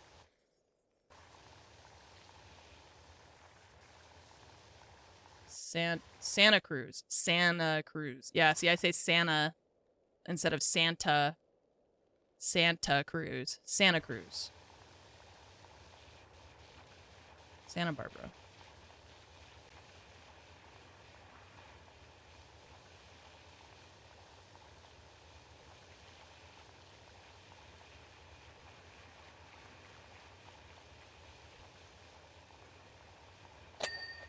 My friend in college was from Sacramento, and we drove up there one time. This is how young I used to be. We stayed up all night playing Halo, and we're supposed to drive to Sacramento from Los Angeles in the morning, which is probably about a 6-hour drive. And we decided instead that we would leave at 2 o'clock in the morning, 3 o'clock in the morning, to drive to Sacramento. At, like, the middle of the night. I was very sleepy. I don't know how we did it either. We were young. We were so full of life. I don't know how we did it. I was like 20 years old. That's how, I guess. And then we went to hang out with his friends in Sacramento, and we had a Halo LAN. It was fun.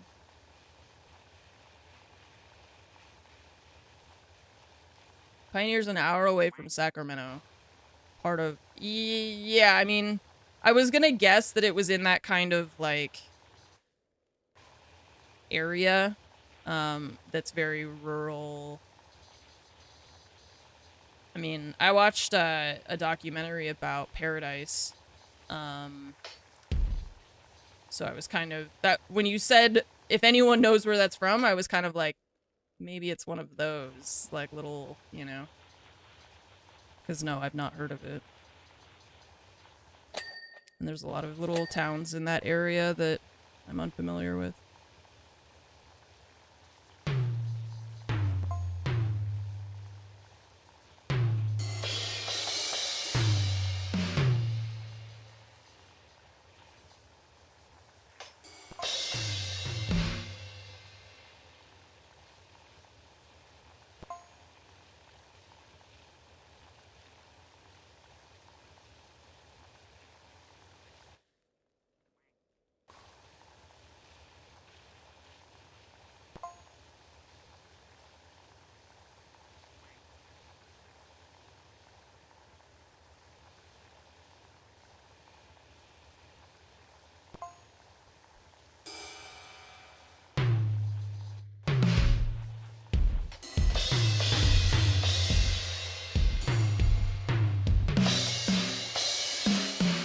What a weird setup.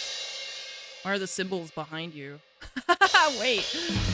This drum set's crazy. I just realized. You're like playing like this. You gotta hit the cymbals behind you when you wanna... Gotta reach behind you to hit those.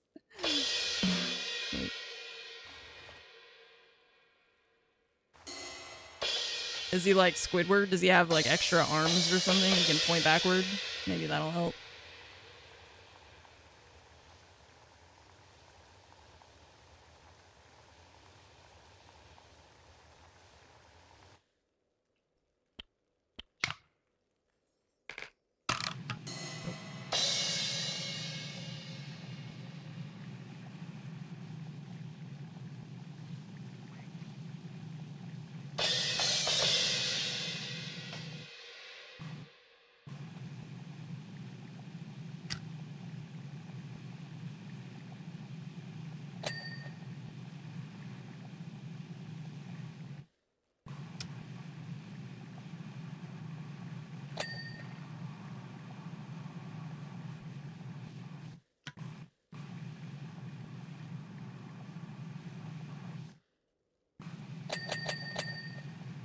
Bing, bing, bing, bing.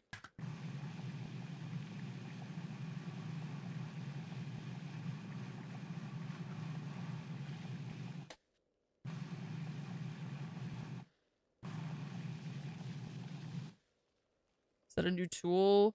The triple barrel thing has been in before.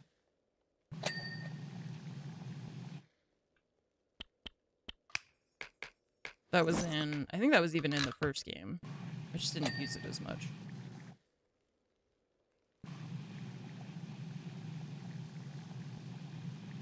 But I feel like it can be pretty useful for like large sweeping areas like this. Because of the triple barrel, I don't know, it just like clears a lot really quickly.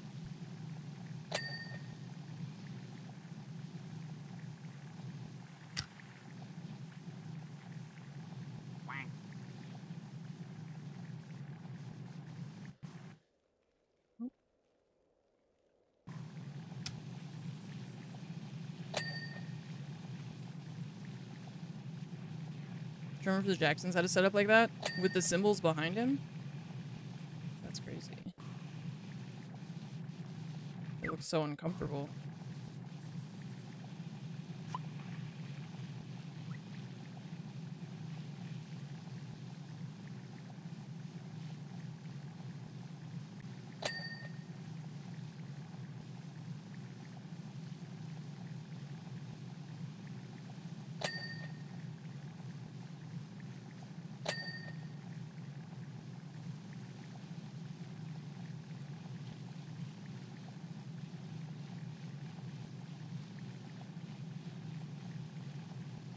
It's like a traffic cone on the ceiling.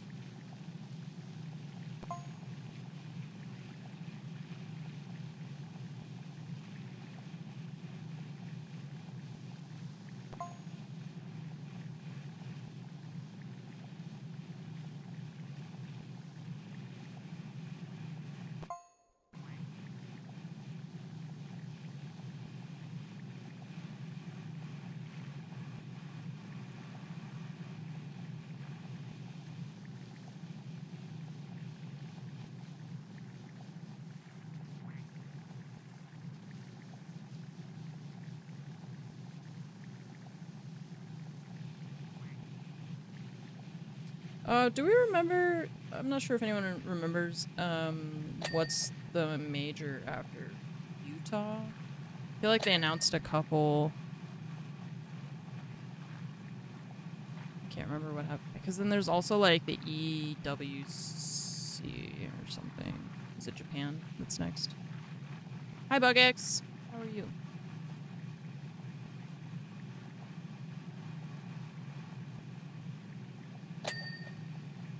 It's just they're doing like the I don't know if it's EWC, but they're doing the like national tournament, right? Where they're gonna have teams representing different regions or countries. ENC, yeah. It's like it used to be EWC, and then they changed it, and it was like Gamers 8 or something, and I feel like I have not kept track of all the changes they've made.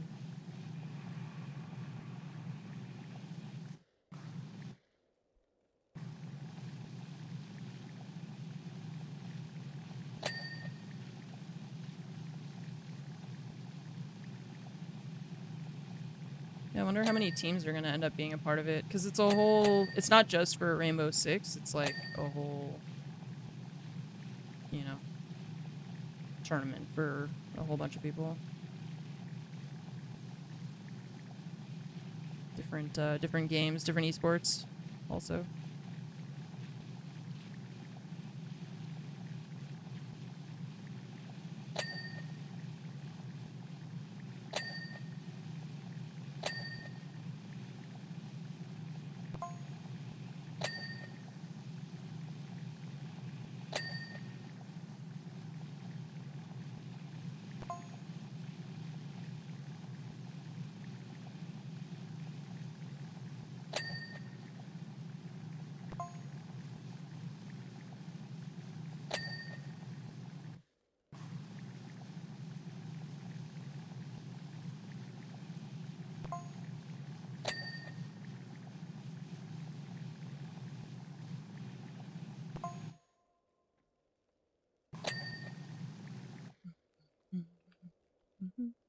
Yeah, I'll be curious to see what all teams they'll have there, because on like who's gonna be on the teams too.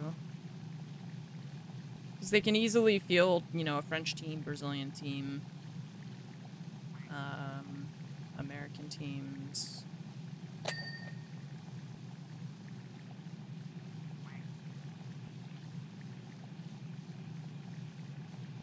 But for Rainbow Six, I guess I'm outside of the people that are in T1. I don't really know who all. I don't know very much about like the other scenes and stuff. For them to fill out a roster of a specific country or something like that. There's always so many rumors and stuff. I really wonder where all of that information leaks out of, or like leaks from, you know? The people who are posting all of the roster changes and stuff before they actually happen, and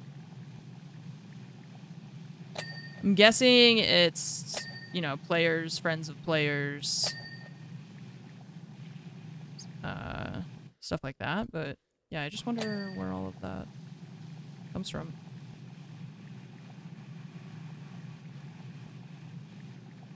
There's probably multiple people too, obviously, but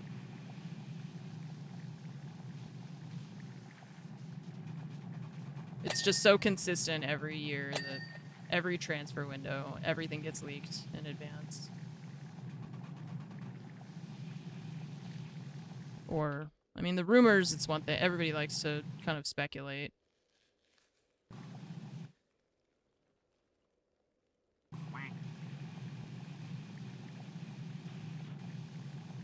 But then there's like some people who just straight up know everything. I'm like, who is this? It's just one of the casters or something. Who are you? To know so much about the inner workings of everything.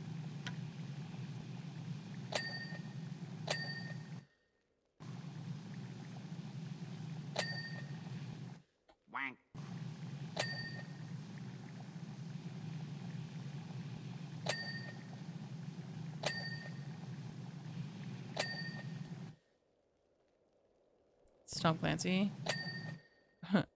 Who's that? I only know Rainbow Six Siege.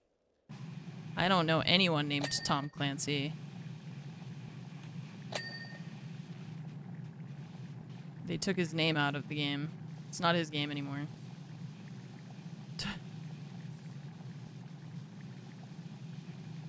I still can't believe the Siege X thing. I just don't understand that. I don't understand why they would be like, we're gonna change our brand as a prank. And then they put it back and they were like, no, we were never changing our name. Then why did you do it? Why did you change your name and like the logo and everything? I don't understand.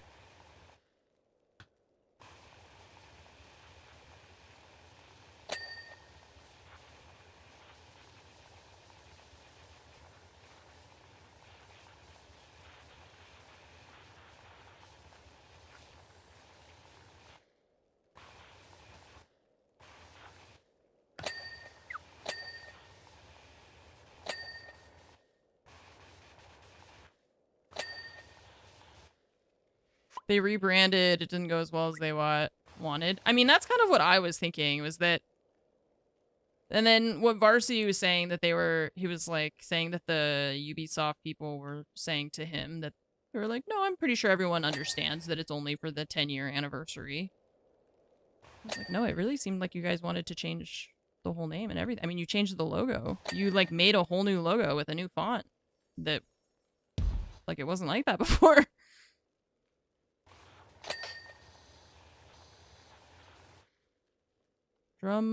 Bass drum pedal, oh.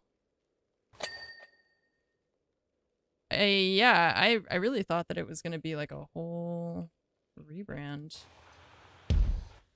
And even now, like I pointed out when we were watching the EML thing, like some of the graphics, they even have the wrong logo now because they're using the Siege X logo, which is which was only for year 10, apparently.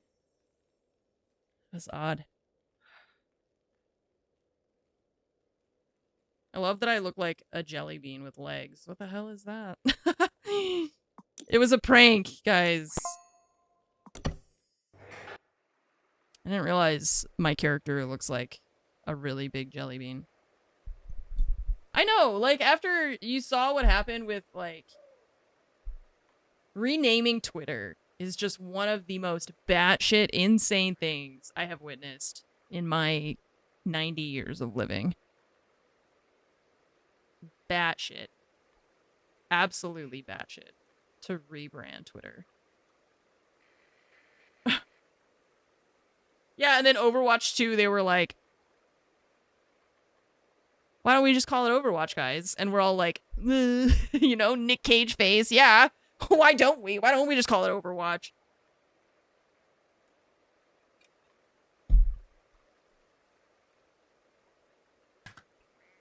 Insane.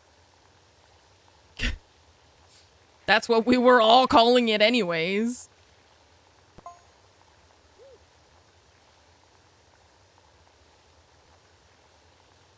I just can't believe that no one stopped him from rebranding Twitter. And also that he was stupid enough to think that that was a good idea. That's just... Imagine if Google did that. They were like, we're actually going to change our name to 7.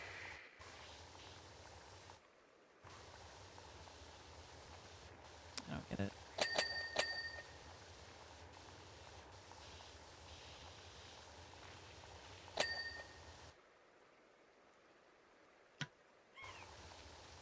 I mean, if his goal was to ruin Twitter, which I kind of feel like maybe it was, in some ways, then success. You did it. You took a thing that people enjoyed and ruined it. Congratulations. You're like the kid at the birthday party who blows out the candles for the other kid, even though it's not his birthday. Ruins it for everybody.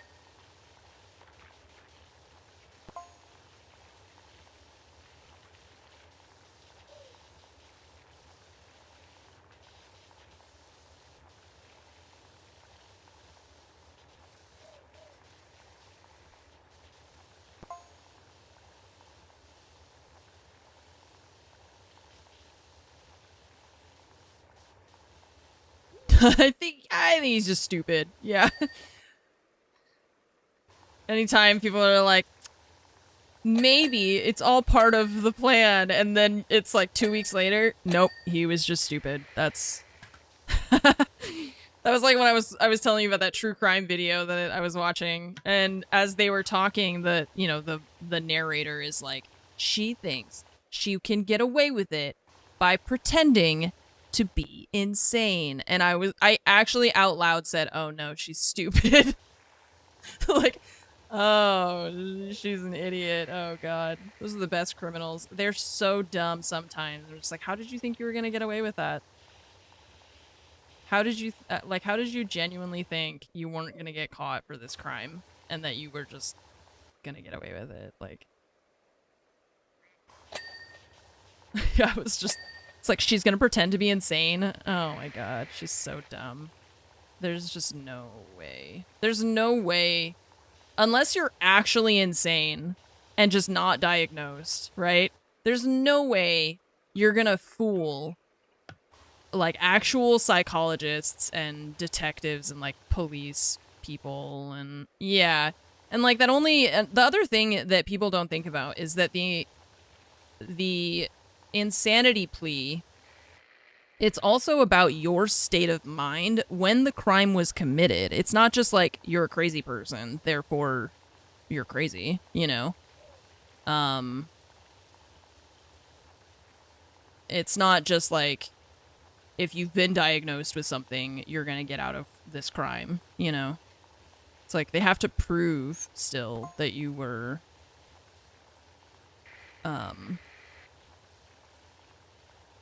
that you, like, weren't of sound mind, basically, when the crime was committed.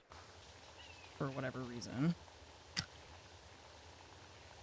But she was like, maybe if I just pretend to hear voices, and like make up that I have multiple personalities.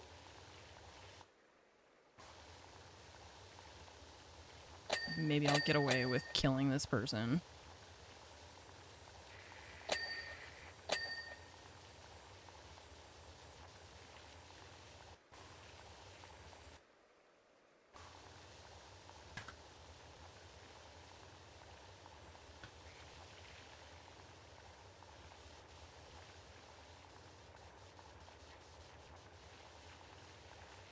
Yeah, and after the whole, like, cave submarine debacle, I feel like it's more likely that he's just stupid, because that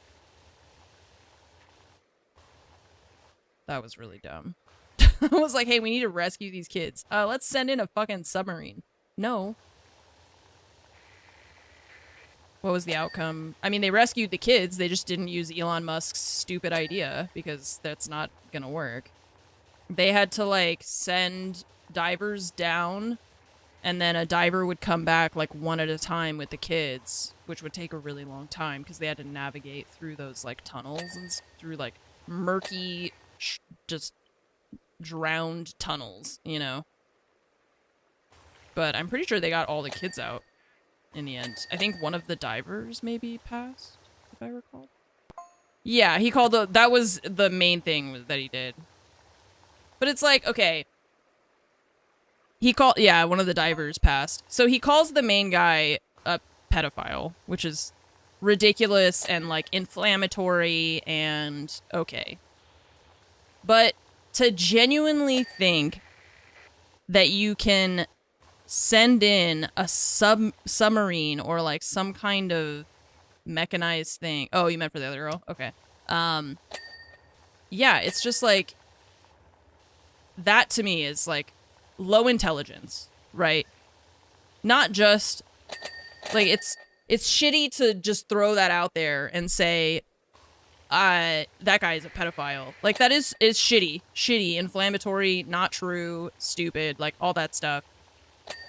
But it's not just outright, like, low intelligence, right? Whereas, like, it's like a flat earther, you know? Like, I don't know how to... Like, you just thought you could, let's just jam a submarine in there. Why don't we just find out where they are, and then we'll just drill straight down from the top, from the surface, right? Like, it's just stupid.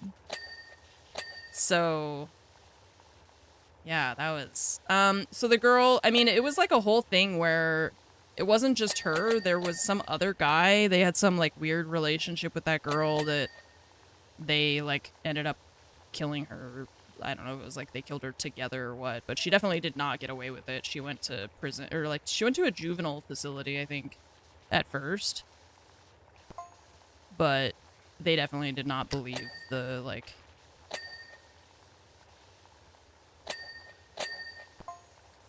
They didn't believe her at all, that she was insane. Been seeing flat earthers again since the Artemis 2 launch? Yeah. Well, and now they can be like, it's AI.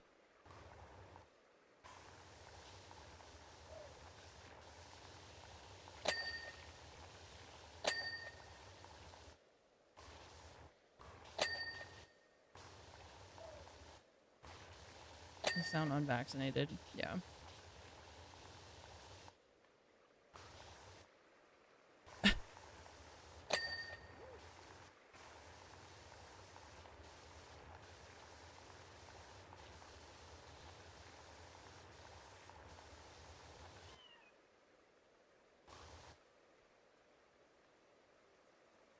Yeah, no. I mean, I really don't think that ever works, really. It's so hard to pretend to be crazy and not be clearly acting, I think.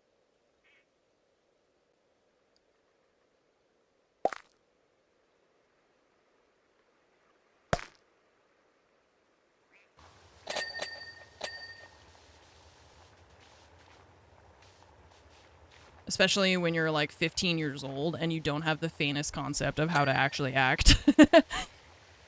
Like, maybe if you were a good actor and, you know, you were gonna be in a movie, of course, you could figure that out, sure. But when you're panicking because you're trying not to get into trouble and you don't know what you're doing, then not so much. Not so much.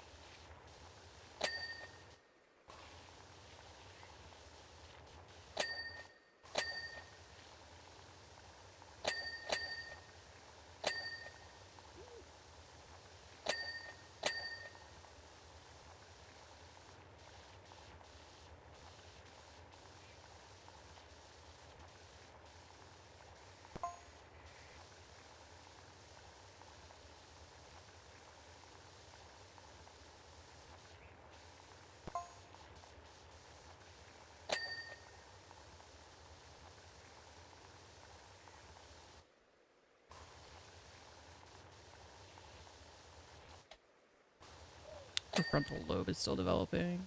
What's crazy is how some of these people just, I mean, it's their whole life just is gone, you know?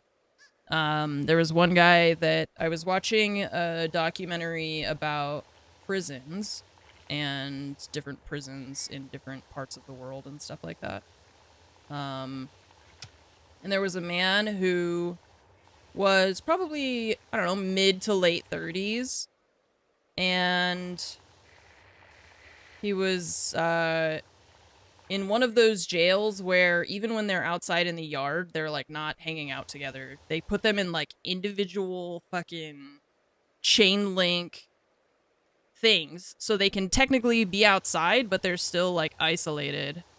And the interviewer, he was like, you know what? Okay, so do you mind if I ask, you know, why you're here? And he said that when he was 13, he and his friend wanted to get some money, so they went to rob somebody at their house. Things got carried away. They killed him. And now he's serving life in prison, which he committed a crime. He killed somebody. I'm not... Please do not think that I'm like, well, he shouldn't be in prison. But it's just the, like, how much... I mean, I did a lot of dumb shit when I was 13. I never was like, I'm gonna go rob somebody and then things get carried away or whatever. My childhood wasn't like that. Some people have worse circumstances, you know, when they're growing up, and things aren't always easy, and I'm not justifying it at all, but it's just crazy to think about how something like that, when you're 13 years old and you're just like a dumb kid and make such a huge mistake, and now he's serving life in prison, and he'll never be out of the prison. And there's so much that I was like, he's never gonna drive a car. He'll never have a driver's license, you know? He doesn't have his own phone. He doesn't have... I mean, he doesn't have an email address. He has nothing. He has prison. And it's like, that's it. That's his whole life now. He's just gonna live in prison. That's crazy. Crazy to me. It's just it's such a hard thing to imagine not having access to all of the things that I am used to having, or all of the things that I've had, you know, in my life. It's a completely different life that he lives, and that people like that live. It's very interesting to me. Sad sometimes, but like that, you know, I mean, if you commit a crime, you do the time. But it's more just the, like, trying to imagine a life where I, like, didn't go to college and I was just in a box instead, you know? Where I didn't have an email address, didn't play video games, didn't do any of this, and you're just in a box. Don't do crime. Don't do crime, kids.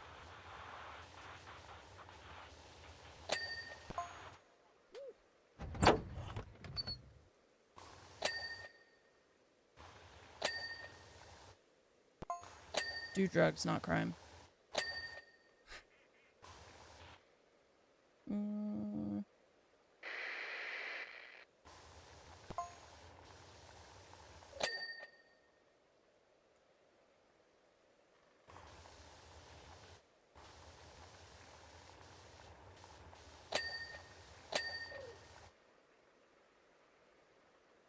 Maybe a little crime is a treat. A little crime. Victimless crimes only, okay? Unless your victim is part of the bourgeoisie, the ruling class.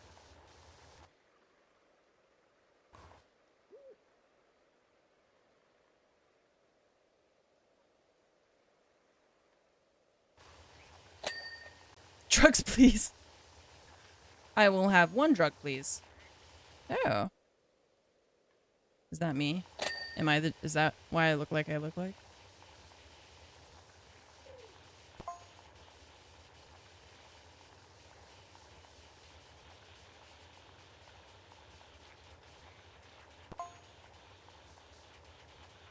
If you're rich enough, they give you a fancy. I think that if you're rich enough, you don't get anything. You just pay the fine. Like Swift is saying. But if you're slightly less rich, then you get the fancy anklet. Oh yeah, there was a fire. There was a big warehouse fire. The guy set the warehouse on fire. He did it on purpose too. That's crazy. He just like filmed himself and was like, "You guys aren't paying us enough, so I'm gonna set the whole thing on fire." That was wild. That was up in Ontario, California, not Canada. It's over by like Riverside and stuff, I guess.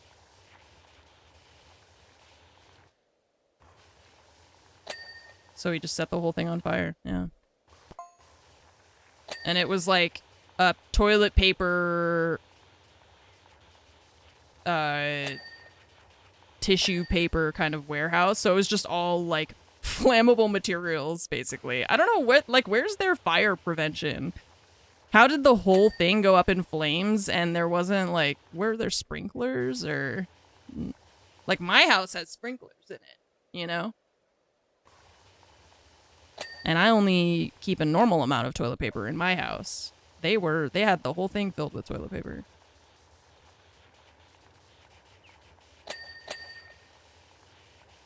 Yeah, well, luckily, from what I read, the last report that I read said that no one was hurt, so that's fortunate at least. But yeah, it sucks that other people have to deal with the fallout of that. Yes, there is in Ontario, California. It's, we actually, I mean, there's even an airport there. It's, like, east of LA, though.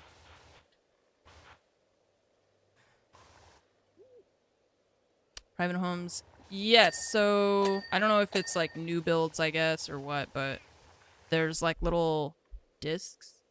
Little round discs on the ceiling, and... I didn't know what they were when I moved in. And then I found out that they're sprinklers. Oh, wait, is Laszlo here? Was Laszlo the one who was asking me about house, like new house stuff? I thought of something, afterward. Replacing the smoke detectors, because they're supposed to be replaced every, like, 10 years or so. And since I knew that the house that I had been in, or that I moved into, they hadn't changed them, I replaced all the smoke detectors in our house. And I made sure that we had carbon monoxide detectors too. Because some houses don't have them by default. I think the, like, smoke detectors do double duty, but carbon monoxide, goes like down, right? So you're supposed to get those ones that I put them like in the outlets on near the ground, you know?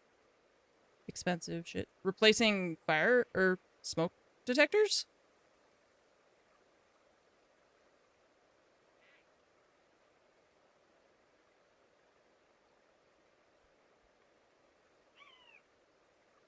CO is denser than smoke. Yeah.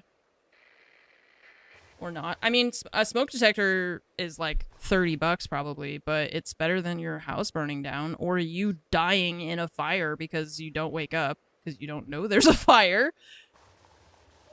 So yeah, I mean, it's money, but if we're talking about buying a home and home ownership, then yeah, because carbon monoxide is really dangerous. I remember that there was a thread on Reddit of this guy who was like, I don't know what is going on, but someone is leaving like post-it notes in my house. And I don't understand the messages. I don't understand what they're like, what they mean. Yeah, and people were like, is it like your landlord is coming in your house or something? Or like, what's going on? And it turned out that that person was experiencing carbon monoxide poisoning. And they were like waking up in the middle of the night, writing themselves post-it notes because they were basically in the process of dying, you know, if you go too long, like, so yeah. Carbon monoxide detectors, you should have them. Cause like, you're not gonna know that it's happening, you know? We're never gonna finish this today. Okay. We'll definitely do this tomorrow because holy shit, it's so big. Yeah. That freaked me out. I was like, okay, carbon monoxide detectors, check. Yes, also small fire extinguisher. You should have a small fire extinguisher in or near your kitchen. I just checked mine recently, actually, because I was like, is it expired? I don't know how long I've had it. I have also a little, like,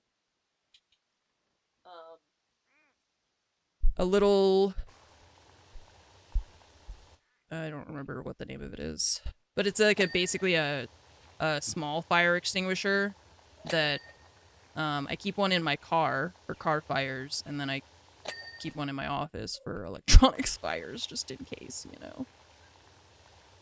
But it's good to have a fire extinguisher near the kitchen. However, it is also good to understand how to put out a fire properly in your kitchen. As in, if there's a grease fire on your stove, don't throw water on it because it will explode. Very bad. Very bad. Deny fire oxygen, and you win.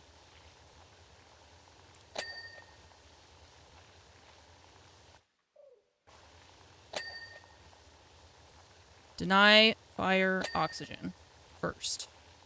So you cover it with a lid and turn off the heat so it just goes out. It'll put itself out. But people always, they like go to throw a bunch of water on it, and then the grease, the hot grease that's on fire splatters everywhere.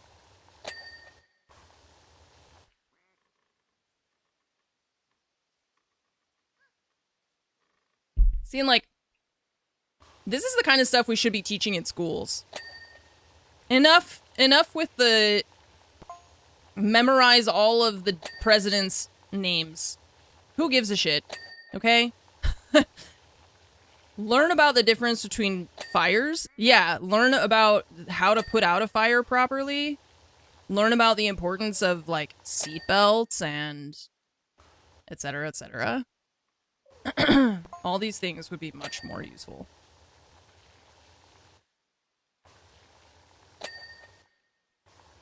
In the panic, you put the pot out in the snow. I mean, at least you didn't try to throw a bunch of water on it. That's always... I love the people who have, like, a cup of water. Like, they have a cup of water, like, this big. The fire is like this. They've got a cup of water, and they're like... like, yeah, that'll do it. Good one, champ. And also, like, learning how to properly use a fire extinguisher is important. I've seen people use fire extinguishers before that I'm just like, that's not doing anything. If you just point it at the flames, that's not doing anything. You gotta point it at the ground or wherever the fire is, like, originating from, right? But nobody freaking teaches anybody that stuff. Like, why didn't we learn that stuff in school? I watched 500 episodes of CSI Las Vegas. That's how I learned it. That's how I learned how to avoid kidnappers and murderers. Learned about carbon monoxide. There were people who they passed away in their sleep because carbon monoxide poisoning.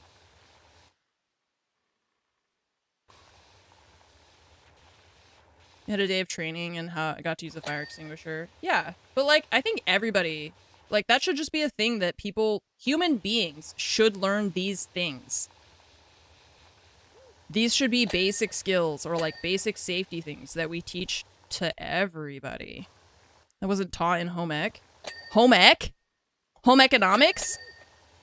Your school had home economics? That's nice. We had geometry.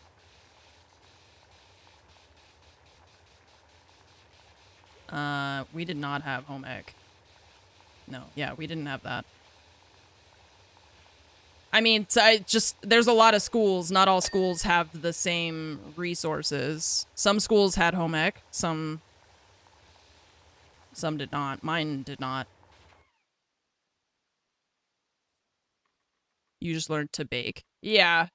Instead of like learning how to fix a button or learning how to iron, they expect that your parents are going to teach you that, but your parents are too busy working 9 jobs to afford your 4-bedroom house for you and your 12 siblings, so they don't have time for that.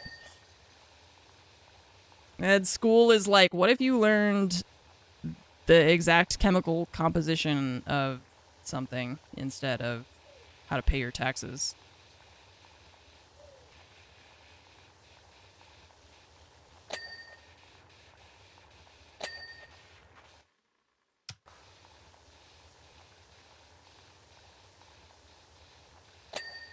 Yeah, your parents are going to teach you. Nobody taught them. So you'll just learn. My dad is less capable of fixing things than I am. Yeah. These should be like standard education courses or something that actually teaches you stuff that is useful as a human being.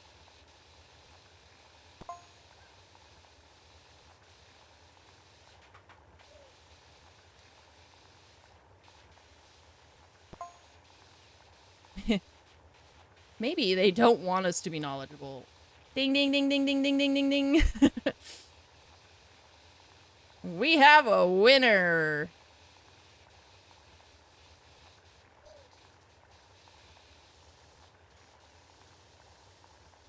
That's probably, I feel like I sound like such a conspiracy theorist, but I don't know how else to, like, there's no other explanation. There's just, this has got to be what flat earth people feel like. I'm just like so convinced in every fiber of my being, like down to my marrow. They want people to be stupid because stupid people don't know how to manage their money, can't rise up against them, blah, blah, blah, you know, like all this stuff. They don't want to educate us. They don't want to educate people. And I feel like I sound like such a conspiracy theorist that I'm like, big education doesn't want to educate people. But like I'm saying, I mean, why are we not taught these things in school? It's just, they want you to memorize specific topics, specific dates and times and blah, blah, blah. And like, yeah, okay, it's important to learn about history and stuff. I'm definitely not saying that, but I also think that we clearly are not putting enough into education.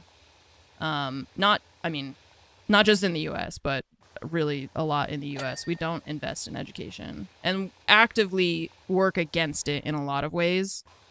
And there's just so many, we're doing such a disservice to so many people that live here because we're not teaching them anything. We're not teaching that, like, there's so many services that you could take advantage of, but they don't know how to do it.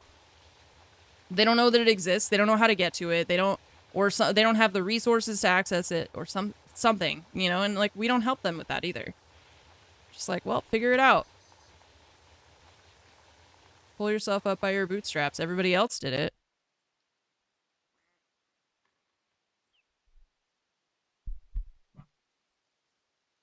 Prove it at that point. That's why the education they just keep cutting the education.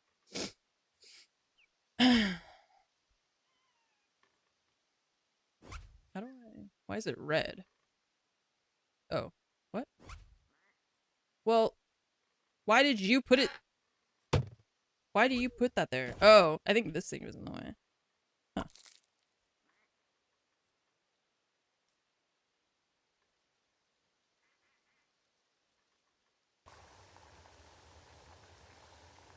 it's the same thing with like I was talking to Fromage about prisons in the US and that sort of thing, and how we like don't really help people with reform or like reintegration and that sort of thing. And then I was like, I'm sure I must sound like a crazy person to her, because I'm just like, they don't want people to reintegrate into society. They don't want that because they want people in prison. They want free laborers. They like in America, it's an industry. It's literally just Hi Alagu. Hello. Do you want to talk about the prison industrial complex with us? It's like, if they help people who have committed crimes, gone to prison, if they help those people get back out there and like get a real job, get a job that's not crime, make money, put themselves back on their, actually pull themselves up by their bootstraps, literally, then they won't go back to prison. If they don't go back to prison, we can't exploit their labor for pennies.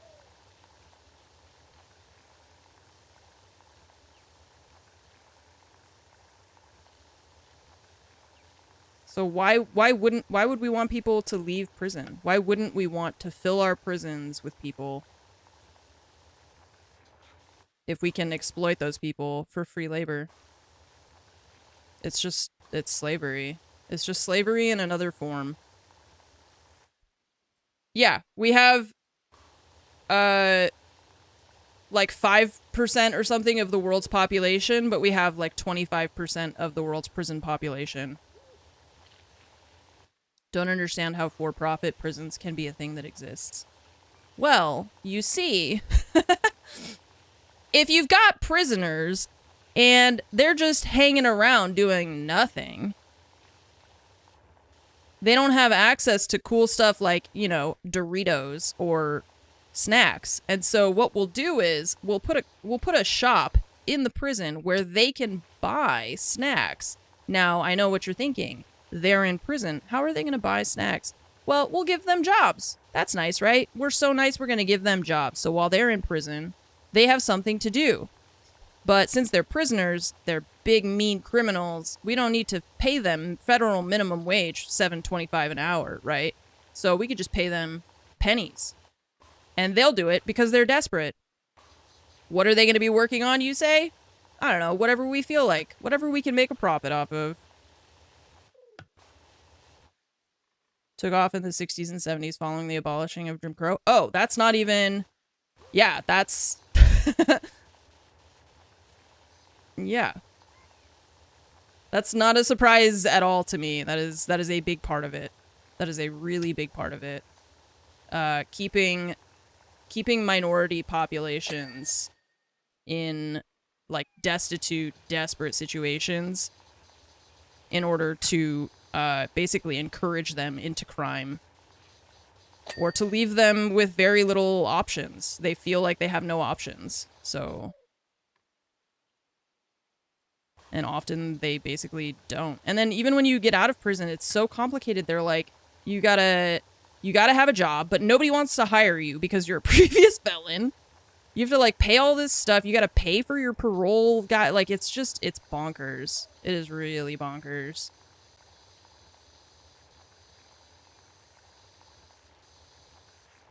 It's really bad.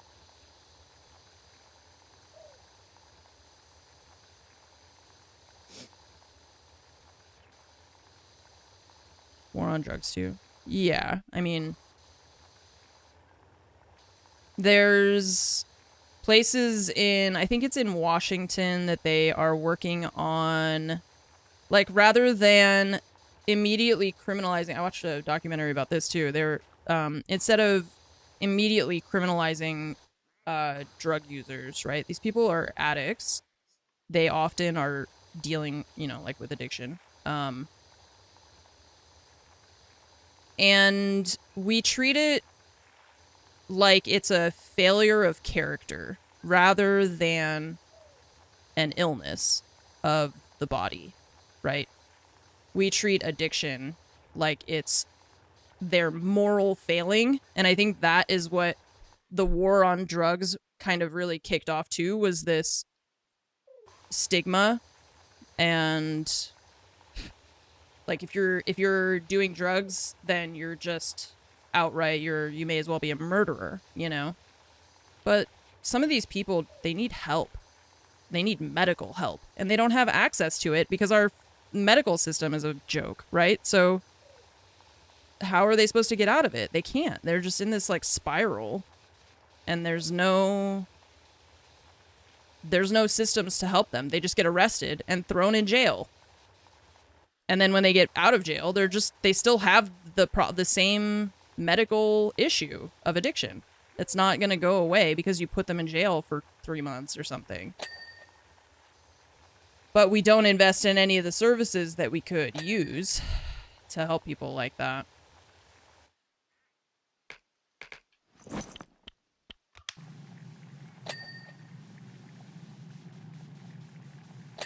And, you know, people are adverse to seeking help when they're worried about getting arrested and going to prison. They don't want to look for assistance because, yeah. And then, because we also have, like you're saying, the for-profit health thing, do they even want people to be healthy? Is there motivation for them to keep their populace healthy? No. Because they're monetarily incentivized for people to be unhealthy because the medical system is for profit. That is like such a failing. I'll go to my deathbed not understanding this. How can that not be such an egregious and obvious conflict of interest?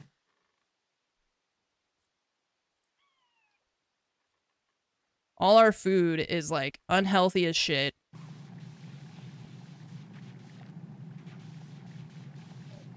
But why would they make it healthier? They just want them to not die. Oh, they don't care if we die. That's fine too.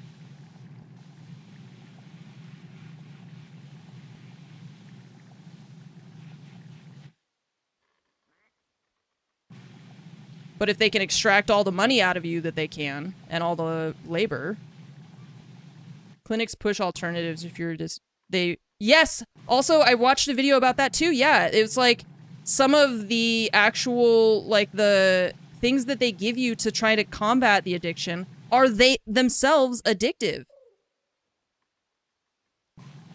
That's crazy. My jaw dropped. I was like, are you kidding me? And like, they're like, you get addicted to painkillers, right? Which are sold to you and prescribed to you by a doctor. Maybe you get them from somewhere else, but let's say you get them prescribed legally by a doctor. You get addicted to painkillers. Okay.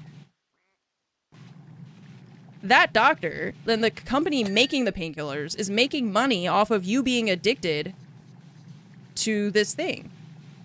They're trying to sell, yeah, they want to sell prescriptions.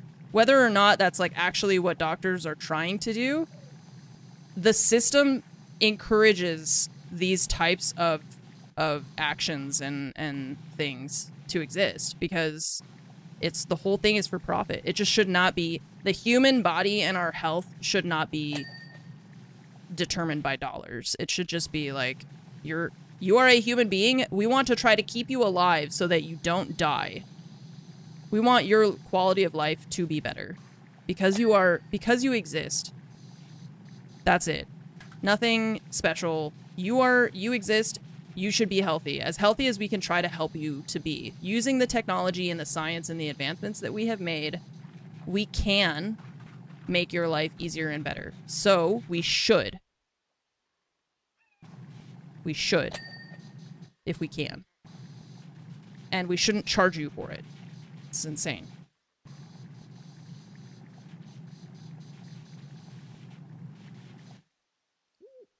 Doctor put you on. Yeah, methadone.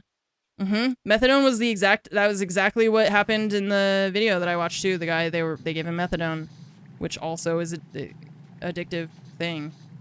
That's what I'm saying though, is like we're treating it like it's like this dude is he's a bad person or a failure because he's an addict, instead of looking at it like he has a medical problem. He has a chemical issue.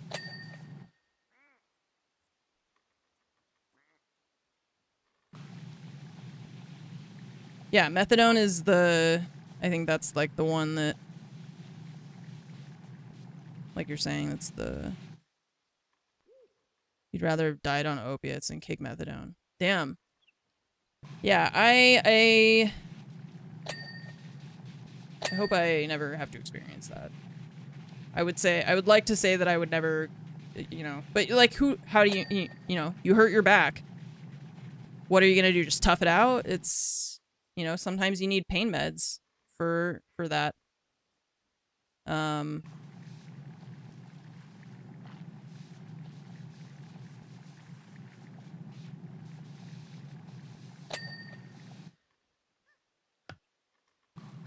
Often caused by stress.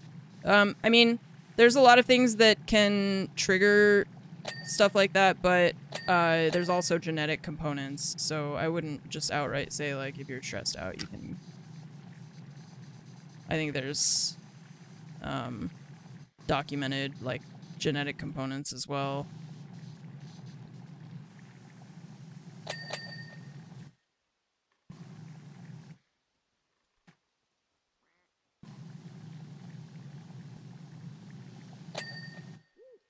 Back is blown, can't do anything. Yeah. Didn't want people to stop taking it because it's addictive, so they basically covered it up. I mean, I wouldn't be surprised. I really wouldn't be surprised. There's a lot that they'll do and try to get away with. They just being, you know, like big corporations in general. Not just this specific one, but like, I feel like that's most of... They just try, you know, what can I get away with? And then if people get mad, you just apologize, and then they'll forget. That's it. When you broke your jaw, you're sent home after surgery. You realized 2 days ago they gave you your... Oh, yeah.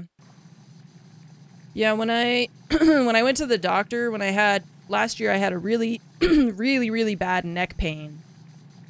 Like I don't know what even to call that, but you guys remember that for like months, from the instant I woke up, I had a headache that would not go away. There was like this pain in the back of my neck. And I went to physical therapy and stuff, but the doctor was asking me if I wanted like pain meds.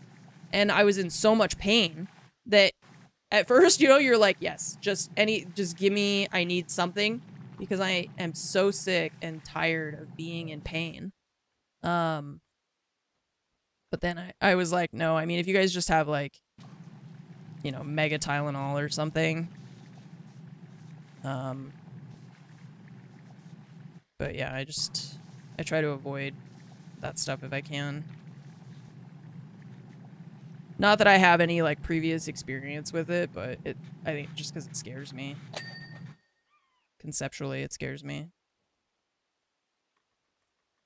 Test to make sure you're taking what they prescribe. Huh. What if could you not take the methadone and still try to like kick your, like, do you have to take the methadone? And you just, instead of going to another drug that you still have to kick, why don't you just kick the first drug in the first place, right? Or was it like they were trying to push you to take the methadone?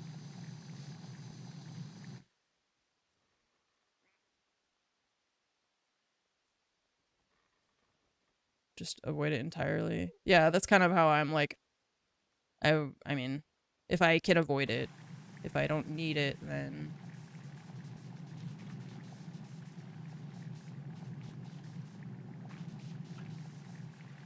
It's probably safer. If you don't take it, they consider it denial and they remove you from help. Hmm.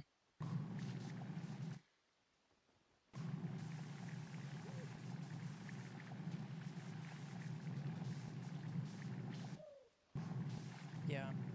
I mean, I think just like I said, the fact that it all boils down to someone is trying to make $1 off of your physical well-being. I don't think that's ever a situation that we should be in.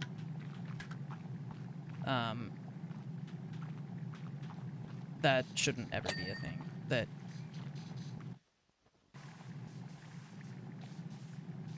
someone is deciding whether or not to care for your well-being based on how much money it will make. It's just insane. Finding other ways to deliver nicotine that aren't tobacco-based. Yeah. But, like, do people get addicted to putting nicotine patches on their body? Is that... I don't actually know how. And there's, like, nicotine gum, I think, too? Right?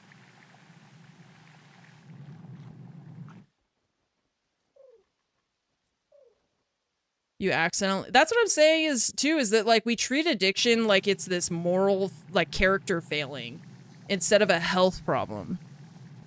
Like, why are they treating you like a subhuman because you need treatment for something? Like, vapes especially. Oh, like like nicotine vapes?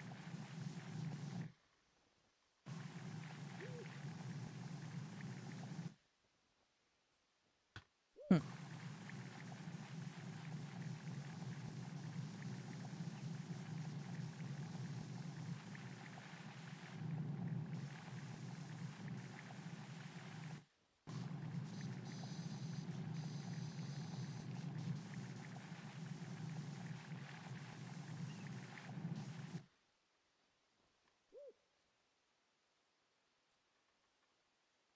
This is a very slanted house.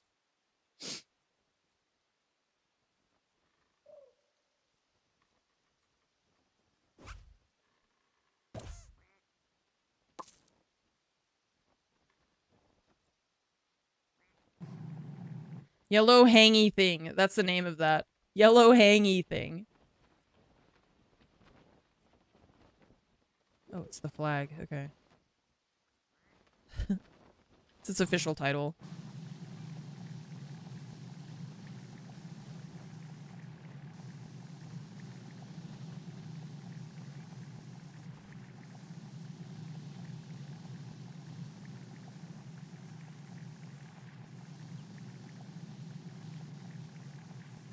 I was wondering what it was, but now I know. It's a yellow hangy thing.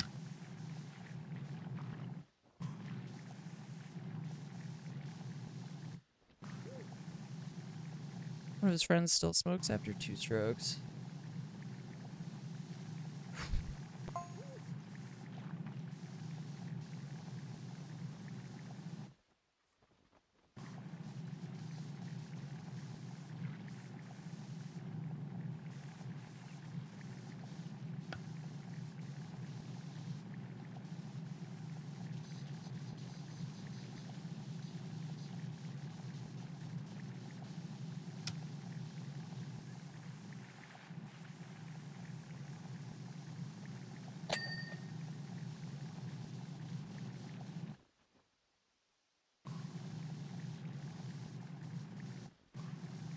Any health condition they view as self-inflicted. Yeah.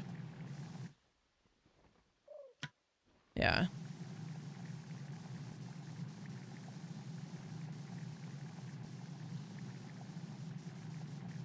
It feels like we have such a, like, the wrong mentality toward health stuff in general. Just overall.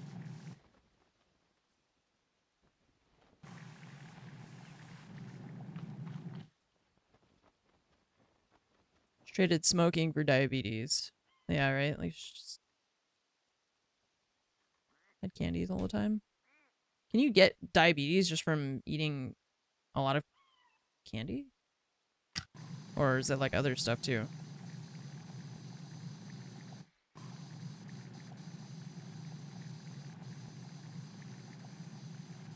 Yeah, it's not just eating sweets, right? It doesn't help, but yeah. Yep, and then it discourages people from wanting to. I know, that's Fromage. She was like getting so mad at me because my back hurt. She was like, you need to go to the doctor. It's been like 2 weeks. And I was like, I don't need to go to the doctor for this. All they're gonna do is tell me to rest my back and like stretch and whatever. And that's what I'm already doing. And she's just like, you guys will not go to the doctor. And I'm like, yeah, because it's money. We don't even, like, Americans will not get treatment for health issues because we don't want to pay for it. And that's what I think is just so, it's insane to me that in the year 2026, we can fly a hunk of metal and rocket fuel around the moon, and yet passing out free life-saving medication to people like with, you know, insulin or EpiPens or whatever. Can't do that.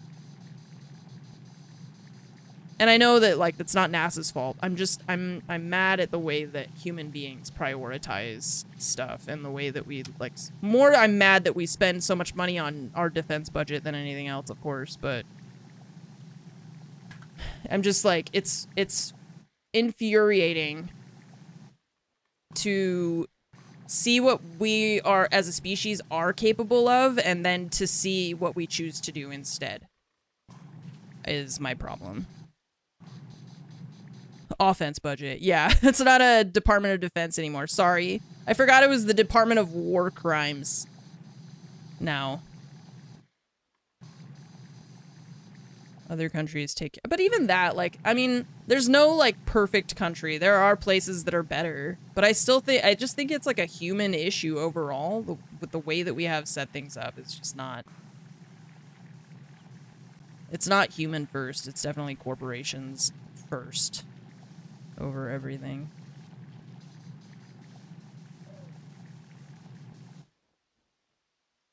Went to Mexico, $40. Yeah, I've seen a lot of videos of those, of like people that go to Mexico for prescription meds and then come back.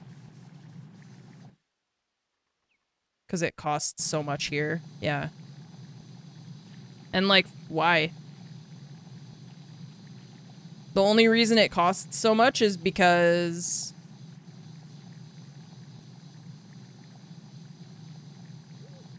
there's like some shareholders who want to profit off of the fact that you're in pain.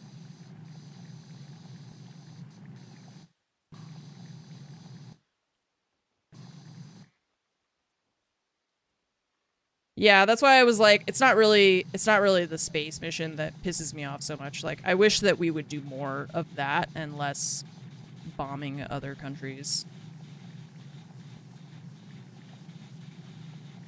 Yeah, I mean, it's, I definitely gained a new perspective with, you know, Fromage and stuff because of how healthcare works in other places. How it is in France and stuff. What do you need? You guys got any cocaine back there? Or what do you need? Whatever.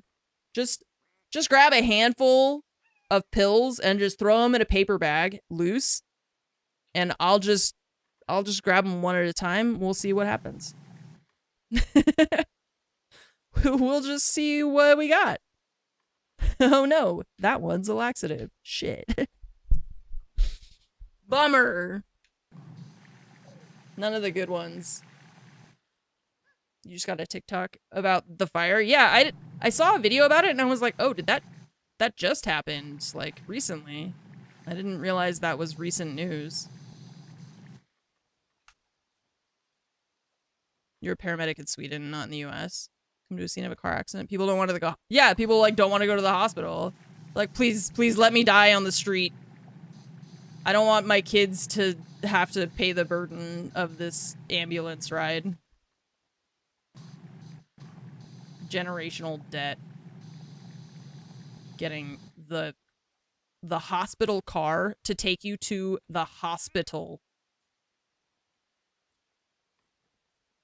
There was that tweet that was like, The ambulance is not your taxi to the hospital. And they're like, well, then what is it? What? It's literally what it's for. Like, what do you mean? What are we supposed to use it for? That's it. Do not put me on that ambulance. They're like, please, please, I can't afford it. I can't, just let me, I know my leg has been blown off in a warehouse explosion, but I will walk or drag myself to the hospital just so I can save a few $1,000s. Okay, I mentioned that I was gonna end the stream early today. Oron, I'm not sure if I read that one out earlier, but thank you. I'll be on tomorrow. We'll pick up where we left off. And yeah, that's it. I don't know how many more I'm if this is the end, I don't know if this is gonna be the last map or if there's gonna be one after this still. I never know how many jobs they're gonna have in here. They don't really tell you. But we'll at least finish this one tomorrow, and then maybe I'll have something else. We'll see. But yeah, I'll see you all tomorrow. Thank you again for watching the stream today. Have a really good night. Thanks for all the conversation and insights. I appreciate you all. And I'll see you tomorrow morning. Bye-bye.